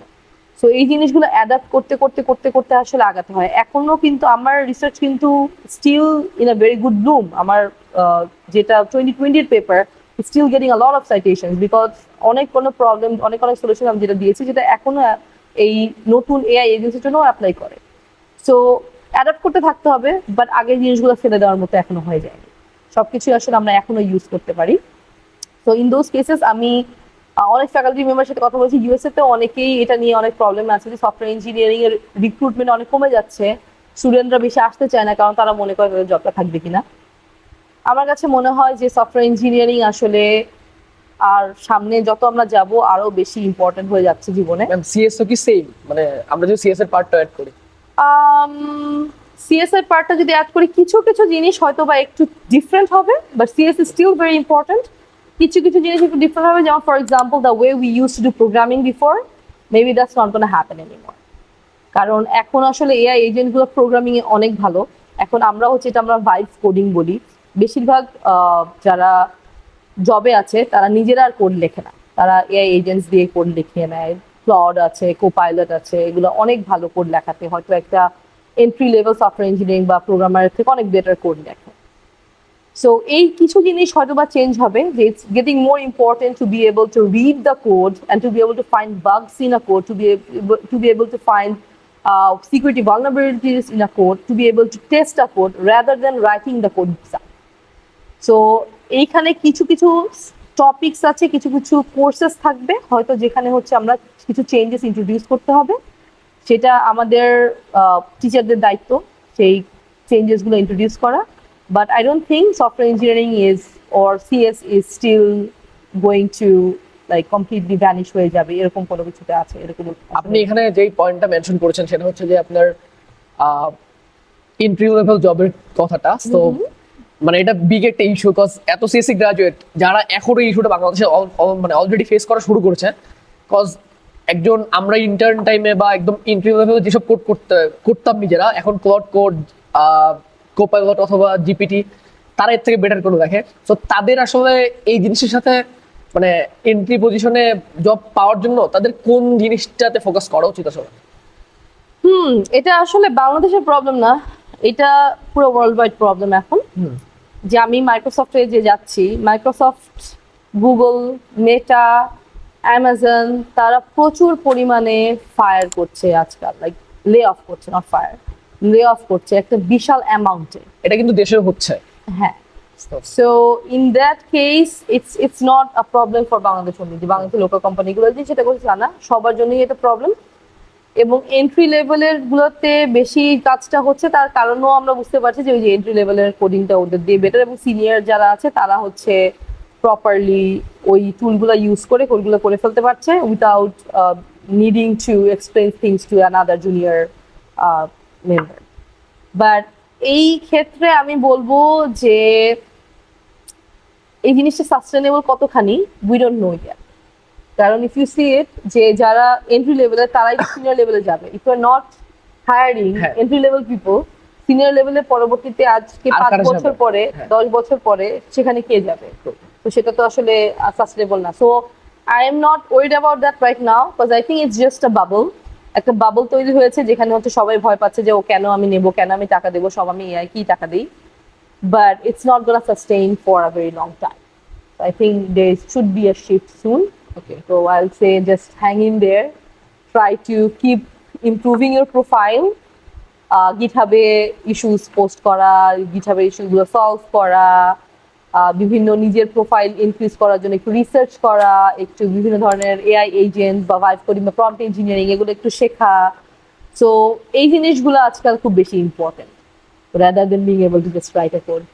ওকে, সো এই প্রশ্নের উত্তর আসলে ম্যামের থেকে খুব মানে এত সুন্দর মতো কেউ কখনোই দিতে পারতো না, বিকজ ম্যাম একদম শুরু থেকে সব ট্রানজিশনটা দেখেছে এবং এমন একটা জায়গা থেকে দেখেছে যেখান থেকে মানে অন্যদের দেখার কোনো চান্স নাই। সো ম্যাম থ্যাংক ইউ এই সুন্দর আনসারটার জন্য। আমরা যদি ম্যাম একটা একটু ক্যাজুয়াল জিনিসে আসি, সেটা হচ্ছে যে রিসেন্ট টাইমে কিছু জিনিসপাতি ফেসবুকে দেখি যে মানে এখন যত দিন যাচ্ছে বাইরের কান্ট্রিগুলোতে মুভ করা, সেটেল হওয়া, থাকা টাফার। সো একটা ডিবেট নতুন করে বা আগেরও সেম জিনিসে যে আসলে পিএইচডি কি অর্থিত আপনার, না জেনারিক ভাবে বলেন যে পিএইচডি আপনার কাছে ওইখানকার সিনারিও বা আশেপাশে মানুষজনকে দেখে কি মনে হয়েছে, পিএইচডি কি কতটুকু অর্থিত তারা মনে করে বা এখন পিএইচডি যদি হয় সেটেল করার জন্য বাইরের কান্ট্রিতে, then that's a problem in itself. PhD হওয়া উচিত আমি রিসার্চ করব এবং আমি আরো বেশি জানবো।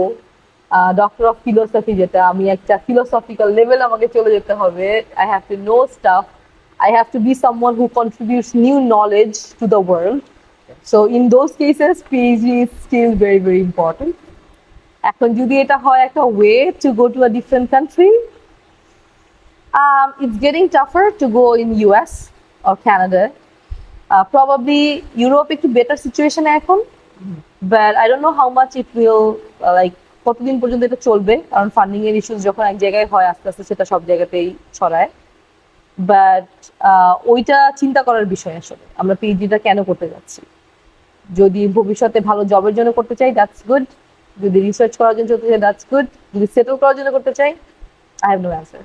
ওকে, আরেকটা জিনিস যেটা মানে আমরা যেটা মনে করি বা আমাদের সারাউন্ডিং যারা থাকে তারা যেটা মনে করি যে পিএইচডিতে গেলে সারা জীবনই মানে দিন রাত হয়তো আমার ল্যাবে পড়ে থাকতে হবে, কাজ করতে হবে। বাট আমরা আপনাকে অথবা আরো মানুষজনকে আমরা দেখতাম যে হচ্ছে ওখানে গিয়ে এনাফ এনজয় করা, ঘুরে ফিরে বেড়ানো, ইউএস এর বিভিন্ন জায়গায় যাওয়া। সো এই জিনিসটা কি আসলে সম্ভব নাকি, মানে আসলে এটা কি রেয়ার কেস নাকি মানে ম্যানেজ করা পসিবল? একটু রেয়ার কেস আসলে। আমার ল্যাবের বেশিরভাগ মানুষই কোথাও যায় না, সারাদিন রাত কাজ করে। আমিও আসলে অনেক কাজ করি, এই জিনিসগুলো তো আসলে পোস্ট করা হয় না, মানুষ true. কাজের সময়টা দেখে না, ঘোরার সময়টাই দেখে। বাট এটা প্যাশন থাকলে আসলে এটা করা সম্ভব, এটাই আমি বলবো। কারণ আমার ট্রাভেলিং এ অনেক প্যাশন ছিল, ইট ওয়াজ মাই ব্রিদিং স্পেস। আসলে আমি একটা রিসার্চ পেপার সাবমিট করার পরে, পাবলিশ করার পরে, I had to go on a vacation, otherwise আমার ব্রেন রিস্টার্ট করতে আমার খুব কষ্ট হয়। তো এটা আমার অ্যাডভাইজারও জানতো। সো আই গট লাইক, যেহেতু আমি অনেক কাজ করি, সোনার ডিম দেওয়া হাঁস, সো সে আমাকে কখনো কিছু বলেনি সেগুলো নিয়ে। So I travel to 37 states in the US in 5 years. So it's a lot. এটা আমি বলবো ইউএসএ তে যারা থাকে সারা জীবন তারাও করে না, বাট যেহেতু আমার প্যাশন ছিল আমি সেটা করেছি এবং ভবিষ্যতেও আমি করতে চাই। আমি কনফারেন্সের ভেন্যু চুজ করি, কোথায় আমি ঘুরতে যাবো সেটার উপর বেস করে। So you can understand how much I love travelling. যেহেতু কনফারেন্সের কথা আসছে, আমরা ম্যাম যদি আপনার কনফারেন্সের এত কনফারেন্সে অ্যাটেন্ড করেছেন, ওইটার যদি একটু এক্সপিরিয়েন্স শেয়ার করতেন। আরেকটা ব্যাপার থাকে যেটা হচ্ছে কনফারেন্সের চেয়ার, প্রোগ্রাম চেয়ার অথবা এইসব পজিশনে কাজ করার যে এক্সপিরিয়েন্স, ওইটা আসলে কেমনে পেতে হয় যারা পিএইচডি করতেছে তাদের জন্য, অ্যান্ড ওইটার থেকে কি কি অ্যাডভান্টেজ আর কি কি লার্নিংস ছিল আপনার বা সাজেশন? অফকোর্স। সো হ্যাঁ, কনফারেন্সে অনেক যাওয়া হয়েছে। মোস্টলি আমি হচ্ছে সফটওয়্যার ইঞ্জিনিয়ারিং কনফারেন্সগুলোতে যাই বা ICI এর কনফারেন্সগুলোতে যাই। তো ওই কনফারেন্সগুলোর এক্সপিরিয়েন্স আসলে যেটা বলবো সেটা হচ্ছে কনফারেন্সগুলো অনেক বড় হয়। তো এটাতে অনেক স্টুডেন্ট, অনেক ফ্যাকাল্টি থাকে, খুবই ওভারওয়েলমিং হয়। 3 দিন 4 দিন 1 সপ্তাহ ধরে কনফারেন্সগুলো হয়।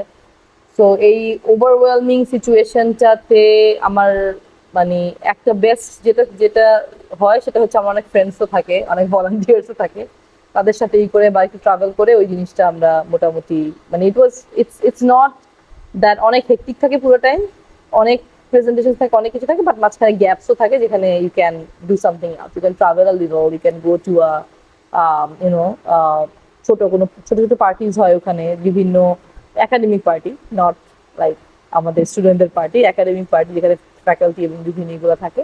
তো ওইসবে গিয়ে একটু মাইন্ড রিফ্রেশও হয়, ওই ধরনেরই হয়। সো ওইটা যেটা আমি যে কারণে তুললাম সেটা হচ্ছে এগুলোতে যাওয়া একটু important to get more networking experiences. প্রত্যেকটা কনফারেন্সে গিয়ে একটু নেটওয়ার্কিং না করি দেন ইট ডাজন্ট ম্যাটার তুমি কোথায় যাচ্ছ, কেউ যদি তোমাকে নাই চিহ্ন দিন শেষে।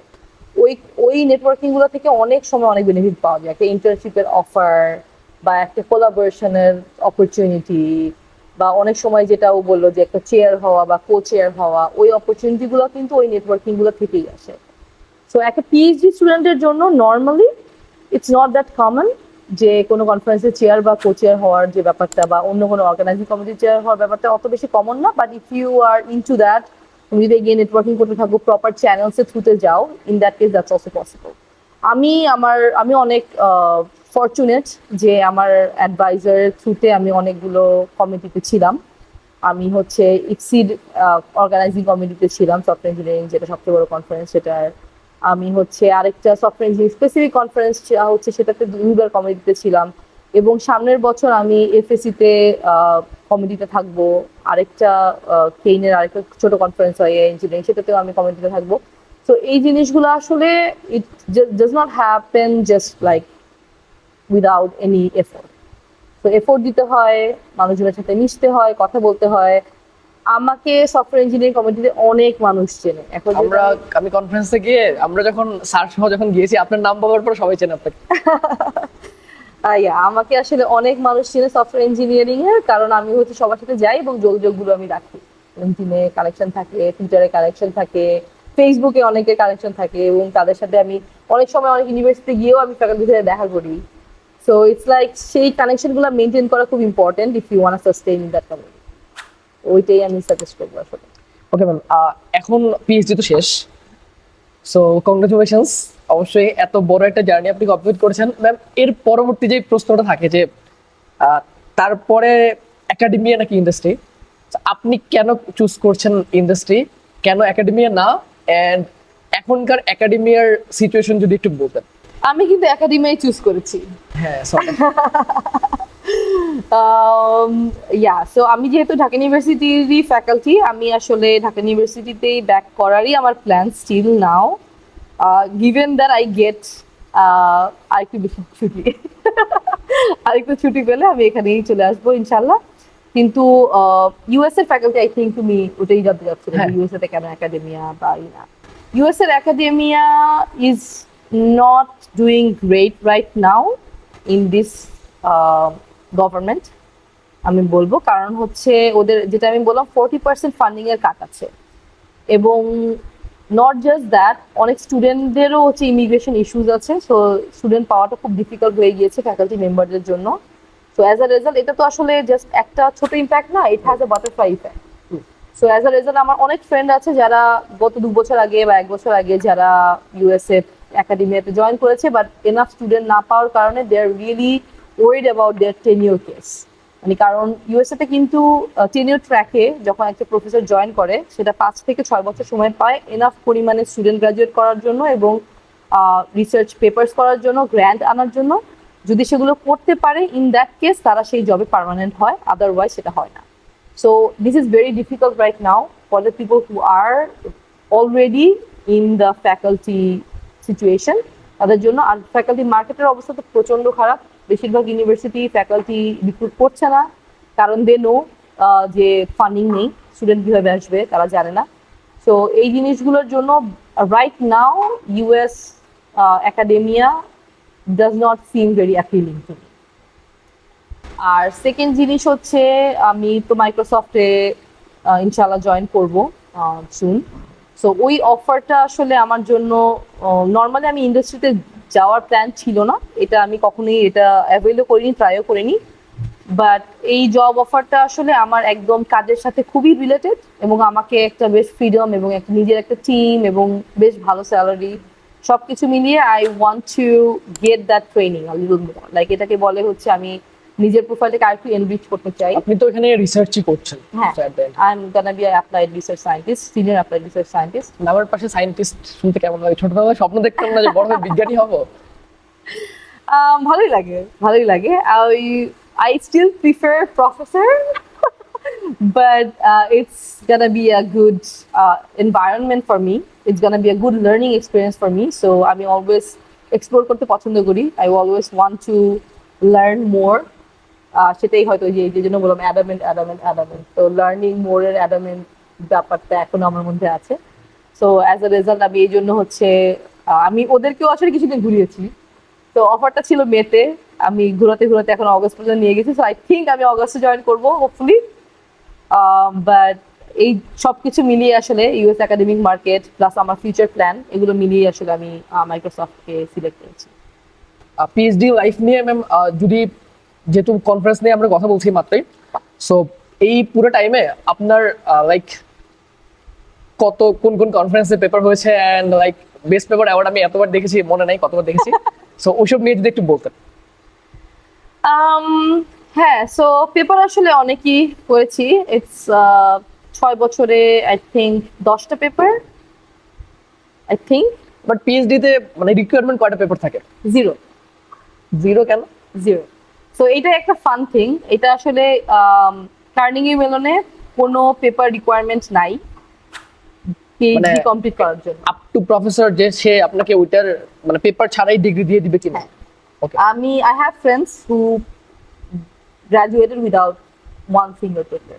ওকে। সো ইউএসএ তে আসলে মানে অন্য ইউনিভার্সিটিগুলো আমি বলবো না, বলতে পারবো না, আমি জানি না। কিন্তু সিএমইউ তে আসলে কোনো পেপারের রিকোয়ারমেন্ট নাই two graduate, because they do not want to bound you to a single number. But competition অনেক হাই। সো ইটস লাইক যে আমার ল্যাবে যখন আরো 3 জন মানুষ পেপার পাবলিশ করছে, I can not be the one who doesn't have a paper. So এইটা একটা কালচার, পাবলিশ করা, এবং টপ কনফারেন্স ছাড়া কোথাও পাবলিশ না করা, সেটাও একটা কালচার। যে আমি ইক্সি, এফএসি, এসি ছাড়া আমার হাতে কোনো অপশনই নেই। আমাকে বা এইচসিআই কমিটি হলে খাই, ফ্যাক্ট, সিএসসিডব্লিউ, এগুলো ছাড়া কোনো অপশনই নাই। কারণ আমি একটা যে কোনো রেগুলার কনফারেন্সে পাবলিশ করলে আমার প্রফেসর আমাকে বের করে দিবে, মানে নট লিটারালি বের করে দিবে, but he will not like স্ট্যান্ডার্ডের নিচে তো নামা যাবে না। স্ট্যান্ডার্ডের নিচে নামা যাবে না, there is a standard, so ওই স্ট্যান্ডার্ডের নিচে যাওয়া যাবে না। তো এই জন্য হচ্ছে নর্মালি আমি দেখেছি কমন হচ্ছে 3টা পেপার পাবলিশ করা, ওকে, বাট আমি সোনার ডিম দেওয়া হাঁস, সো আমি 10টা পেপার পাবলিশ করেছিলাম। আমার প্রফেসর আমার ফ্যান, এটা 3 থেকে 4 5 হতে পারে, 10 কিভাবে হয়? yeah, I used to work like crazy actually, now that I think of it. So 3টা পেপারের বদলে 10টা পেপার এবং 3টা অ্যাওয়ার্ড ছিল আমার। সেটা হচ্ছে ইক্সিতে একটা অ্যাওয়ার্ড ছিল, কাইতে একটা অ্যাওয়ার্ড ছিল, এবং কেইনে হচ্ছে আমি এই এত পেপার করেছি বলে আমাকে হচ্ছে আর্লি ক্যারিয়ার রিসার্চের অ্যাওয়ার্ড দেওয়া হয়েছিল। 2টা বেস্ট পেপার অ্যাওয়ার্ড, একটা আর্লি ক্যারিয়ার রিসার্চের এই অ্যাওয়ার্ড। অ্যাওয়ার্ডটার ক্রাইটেরিয়া কি থাকে ইউজুয়ালি? It's very tough. এটা আসলে পুরো কনফারেন্সে যতগুলো পেপার আসবে তাদের মধ্যে একটা নির্দিষ্ট নাম্বারের উপর পেলে, ধরো ইক্সিতে যেমন 5 পেতে হবে অ্যাটলিস্ট একটা, পেলে তখন হচ্ছে তারা অ্যাওয়ার্ডের জন্য নমিনেটেড হয়। নমিনেটেড হওয়ার পরে সেখানে একটা কমিটি বসে, সেই কমিটি হচ্ছে সেই প্রত্যেকটা পেপার নিয়ে গো থ্রু করে এবং তারপরে বেস্ট গুলোকে তারা হচ্ছে অ্যাওয়ার্ডের জন্য মনোনীত করে। সো বেসিক্যালি বেস্ট কনফারেন্সের বেস্ট হতে হয় এটা। হ্যাঁ, বেস্ট কনফারেন্সের বেস্ট হতে হয়। এবং আলহামদুলিল্লাহ 3টা পেপার অ্যাওয়ার্ড, 2টা পেপার অ্যাওয়ার্ড আর একটা আর্লি ক্যারিয়ার রিসার্চের অ্যাওয়ার্ড আমার হচ্ছে আছে। এবং it's not common in CMU as well. সিএমইউতে আমি এই জন্য বেশ পপুলার। সিএমইতেও সব স্টুডেন্টরা আমাকে চেনে, কারণ হচ্ছে আমি মনে হয় একমাত্র যে এতগুলো অ্যাওয়ার্ড এবং এতগুলো পেপার নিয়ে দিয়েছি। হ্যাঁ, এটা কাইন্ড অফ কিন্তু মানে দেশের জন্য গর্বের ডেফিনেটলি, যে কজ আপনি ধরেন যেটা হয় আমাদের থেকে হয়তো টপ জায়গায় যাচ্ছি বা ভালো মানে এইসব বড় বড় ভার্সিটিতে যাচ্ছি, বাট ওইখানে গিয়ে তো বেসিক্যালি আমরা সবাই প্রত্যেকেই হয়তো দেশকে রিপ্রেজেন্ট করছি। সো ওইখানে যে ট্র্যাক রেকর্ডটা থাকে, সো আপনি যখন গিয়ে এই অ্যাচিভমেন্ট এই জিনিসপাতি অ্যাচিভ করেছেন, সো ওই ট্র্যাক রেকর্ডটা আজীবনই হয়তো থেকে যাচ্ছে। হ্যাঁ, মানে আমার professor loves me so much, you can't even imagine. Like if anyone আমার নাম যদি কেউ নেয় তাহলে সে আমার প্রফেসরের ফেভারিট হয়ে যাবে, এরকম আসলে সে আমাকে পছন্দ করে, এরকম লেভেলে আমাকে পছন্দ করে। এবং আমি এখনো যে আমি পাশ করে বেরিয়ে গেছি, আমাকে এখনো স্টুডেন্টরা রিচ আউট করে কথা বলার জন্য, যারা হয়তো ইনকামিং স্টুডেন্ট, এবং আমি তাদেরকে জিজ্ঞাসা করি যে আমি তো মানে গ্রাজুয়েট করে গেছি, এখানে এক্সিস্টিং স্টুডেন্টের সাথে কথা বলো না? সে আমার কাছে এটাই বলে যে আপনার প্রফেসর পুরো টাইম খালি নাদিয়া নাদিয়া নাদিয়া নাদিয়া নাদিয়া নাদিয়া করেছে, এখন আমি আর কার কাছে রিচ আউট করবো, আপনাকে ছাড়া। So actually that has happen. So I think সিএমইতে যদি এরপরে ঢাকা ইউনিভার্সিটিতে কেউ যায় বা অ্যাপ্লাই করে, they should get a little benefit. হ্যাঁ, মানে নামটা চেনানোর তো মানুষ লাগবে, আপনি সেই মানুষটা যে জিনিসটাকে এত ভালোভাবে প্রেজেন্ট করেছেন। নেক্সট কোশ্চেনটাতে যেটা হচ্ছে আপনার আমাদের থেকে মানে আমরা ইউজুয়ালি যেটা এইসব প্ল্যাটফর্মে বা বাংলাদেশে অনেকের কাছে শুনতে পাই যে যারা দেশ থেকে চলে যাচ্ছে, আমরা দেশের মানুষের টাকা দিয়ে ঢাকা ইউনিভার্সিটি বইটা পড়াচ্ছি, তারা দেশের বাইরে চলে যাচ্ছে। এখন আপনার কাছে কি মনে হয় যারা দেশের বাইরে গিয়ে বড় বড় জায়গায় কাজ করছে, বা এই যে আপনি যেটা বলছেন, আপনি হয়তো এখানে জনগণের টাকায় পড়ছেন, বাট আপনি বাংলাদেশকে ওইখানে এমন একটা জায়গায় রিপ্রেজেন্ট করছেন যেটা অন্য কারো পক্ষে সম্ভব না, এভাবে প্রেজেন্ট করা অন্তত সম্ভব না। সো এটা কি সামহাও দেশকে পেইড অফ তো করেই। এন্ড আপনার কাছে কি মনে হয় এই পুরো ব্যাপারটা নিয়ে? সো খুবই ভালো একটা কোশ্চেন রেজ করেছে। এটা আসলে আমরা খুবই শুনি যে দেশে না গেলে তাহলে কি করলে দেশের টাকা দিয়ে, ভাই although I still plan to come back, but even if I don't, then I don't think I will have a regret যে আমি দেশের জন্য কিছু করি নাই। কারণ দেশের জন্য করার জন্য আসলে শুধুমাত্র একটা উপায় যে দেশে ব্যাক করে দেশে সার্ভ করবো, that's not the only way to serve a country. There are many other ways. অনেকেই আমি দেখি যারা হচ্ছে বিভিন্ন জায়গা থেকে, ধরো ইন্ডিয়া থেকে একজন আমি চিনি যারা মাইক্রোসফটে কাজ করে, মাইক্রোসফট রিসার্চে, এবং আমি তার সাথে একদিন কথা বলেছিলাম যে আপনি চলে এসেছেন, আপনি কিভাবে দেশকে সার্ভ করেন। And he told me how he has created a pipeline, যে কিভাবে সে তার দেশের স্টুডেন্টগুলোকে বাইরে আনার জন্য, মাইক্রোসফটে আনার জন্য কি কি প্রোগ্রামস করে, কি কি ইন্টার্নশিপের জন্য অফার্স রাখে, এবং কিভাবে সে একটা পাইপলাইন তৈরি করে ফেলেছে স্টুডেন্টগুলোকে বাইরে আনার জন্য।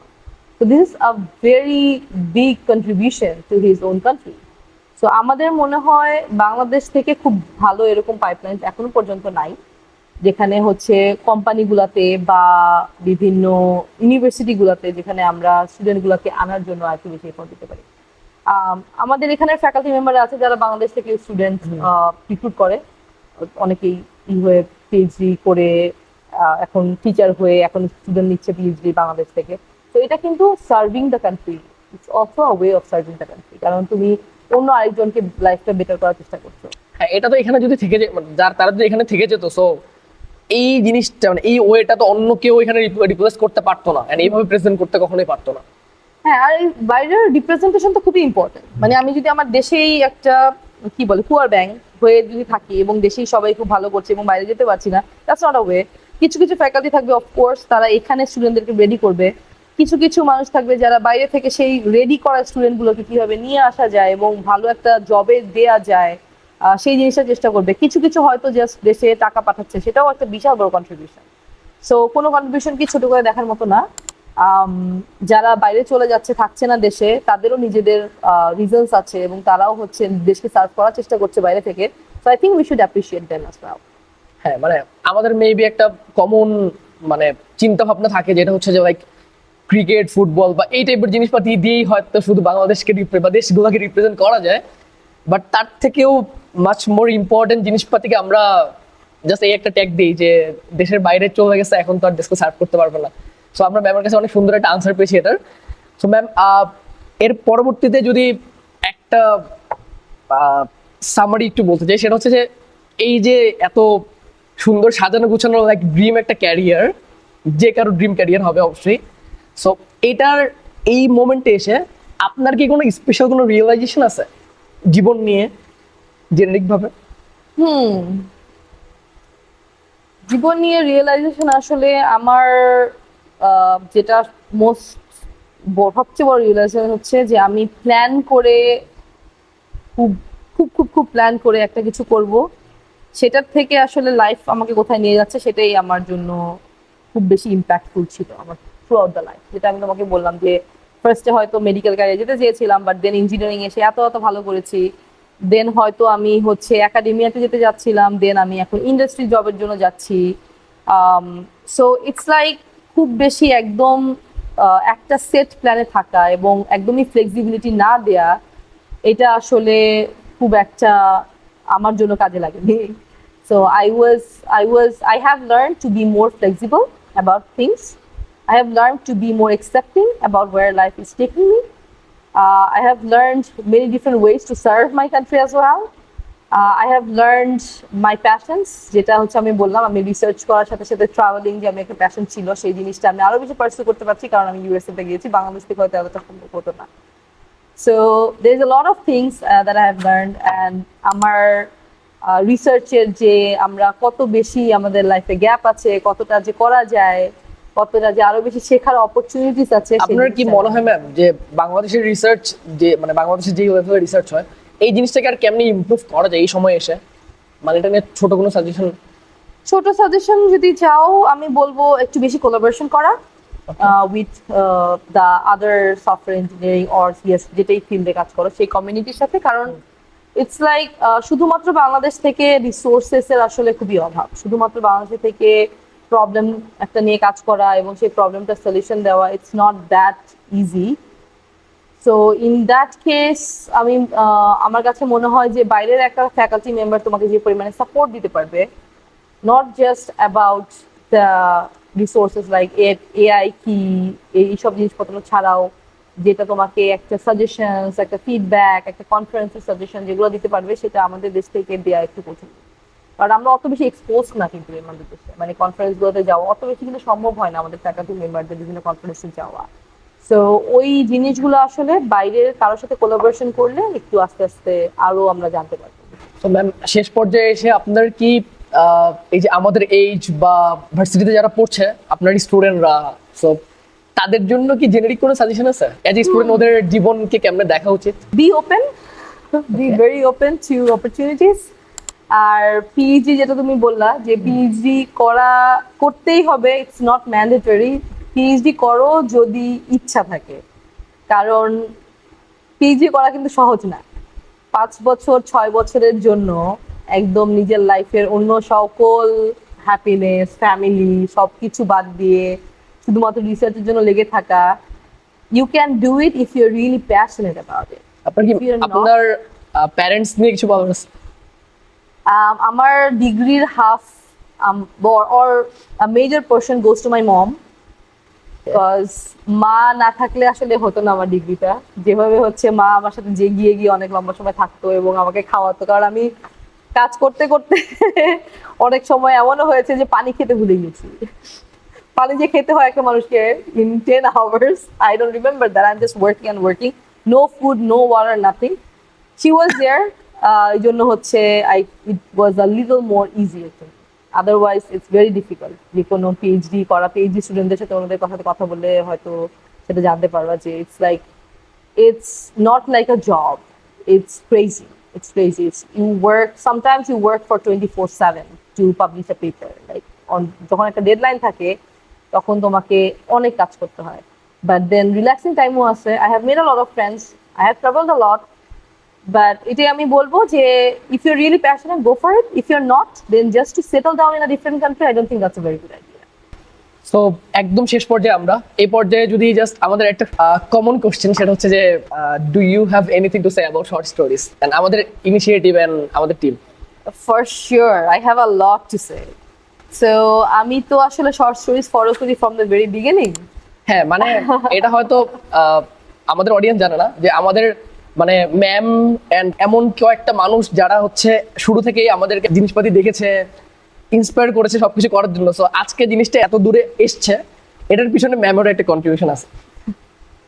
আমি কন্ট্রিবিউশনটা পেয়ে খুব খুশি হইলাম, কিন্তু এটা আমার না।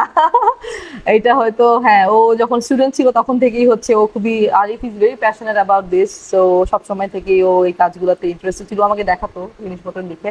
But that's about it. Like আমি এর থেকে বেশি কিছু আমি আসলে কখনোই ওর জন্য করতে পারি নাই। করতে পারলে আরো ভালো লাগতো, বাট আজকে মানে আমি আমার তখনকার অনুভূতিটা যদি বলতে চাই, আমি লাইক ভার্সিটির ফার্স্ট সেকেন্ড ইয়ার স্টুডেন্ট।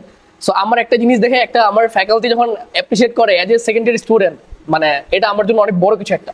ঠিক আছে, হ্যাঁ, না, he has been very passionate about this.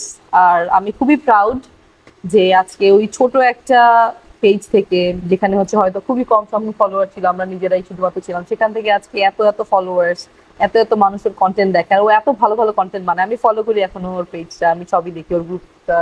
মানে ইটস লাইক ভেরি কমেন্ডেবল যে তুমি যেটা করেছো। আর আমি এক্সপেক্ট করি it's gonna get better and better because there is always opportunities for improvements. And I see that you have that passion, যে তুমি যেটা করতে থাকতে চাও।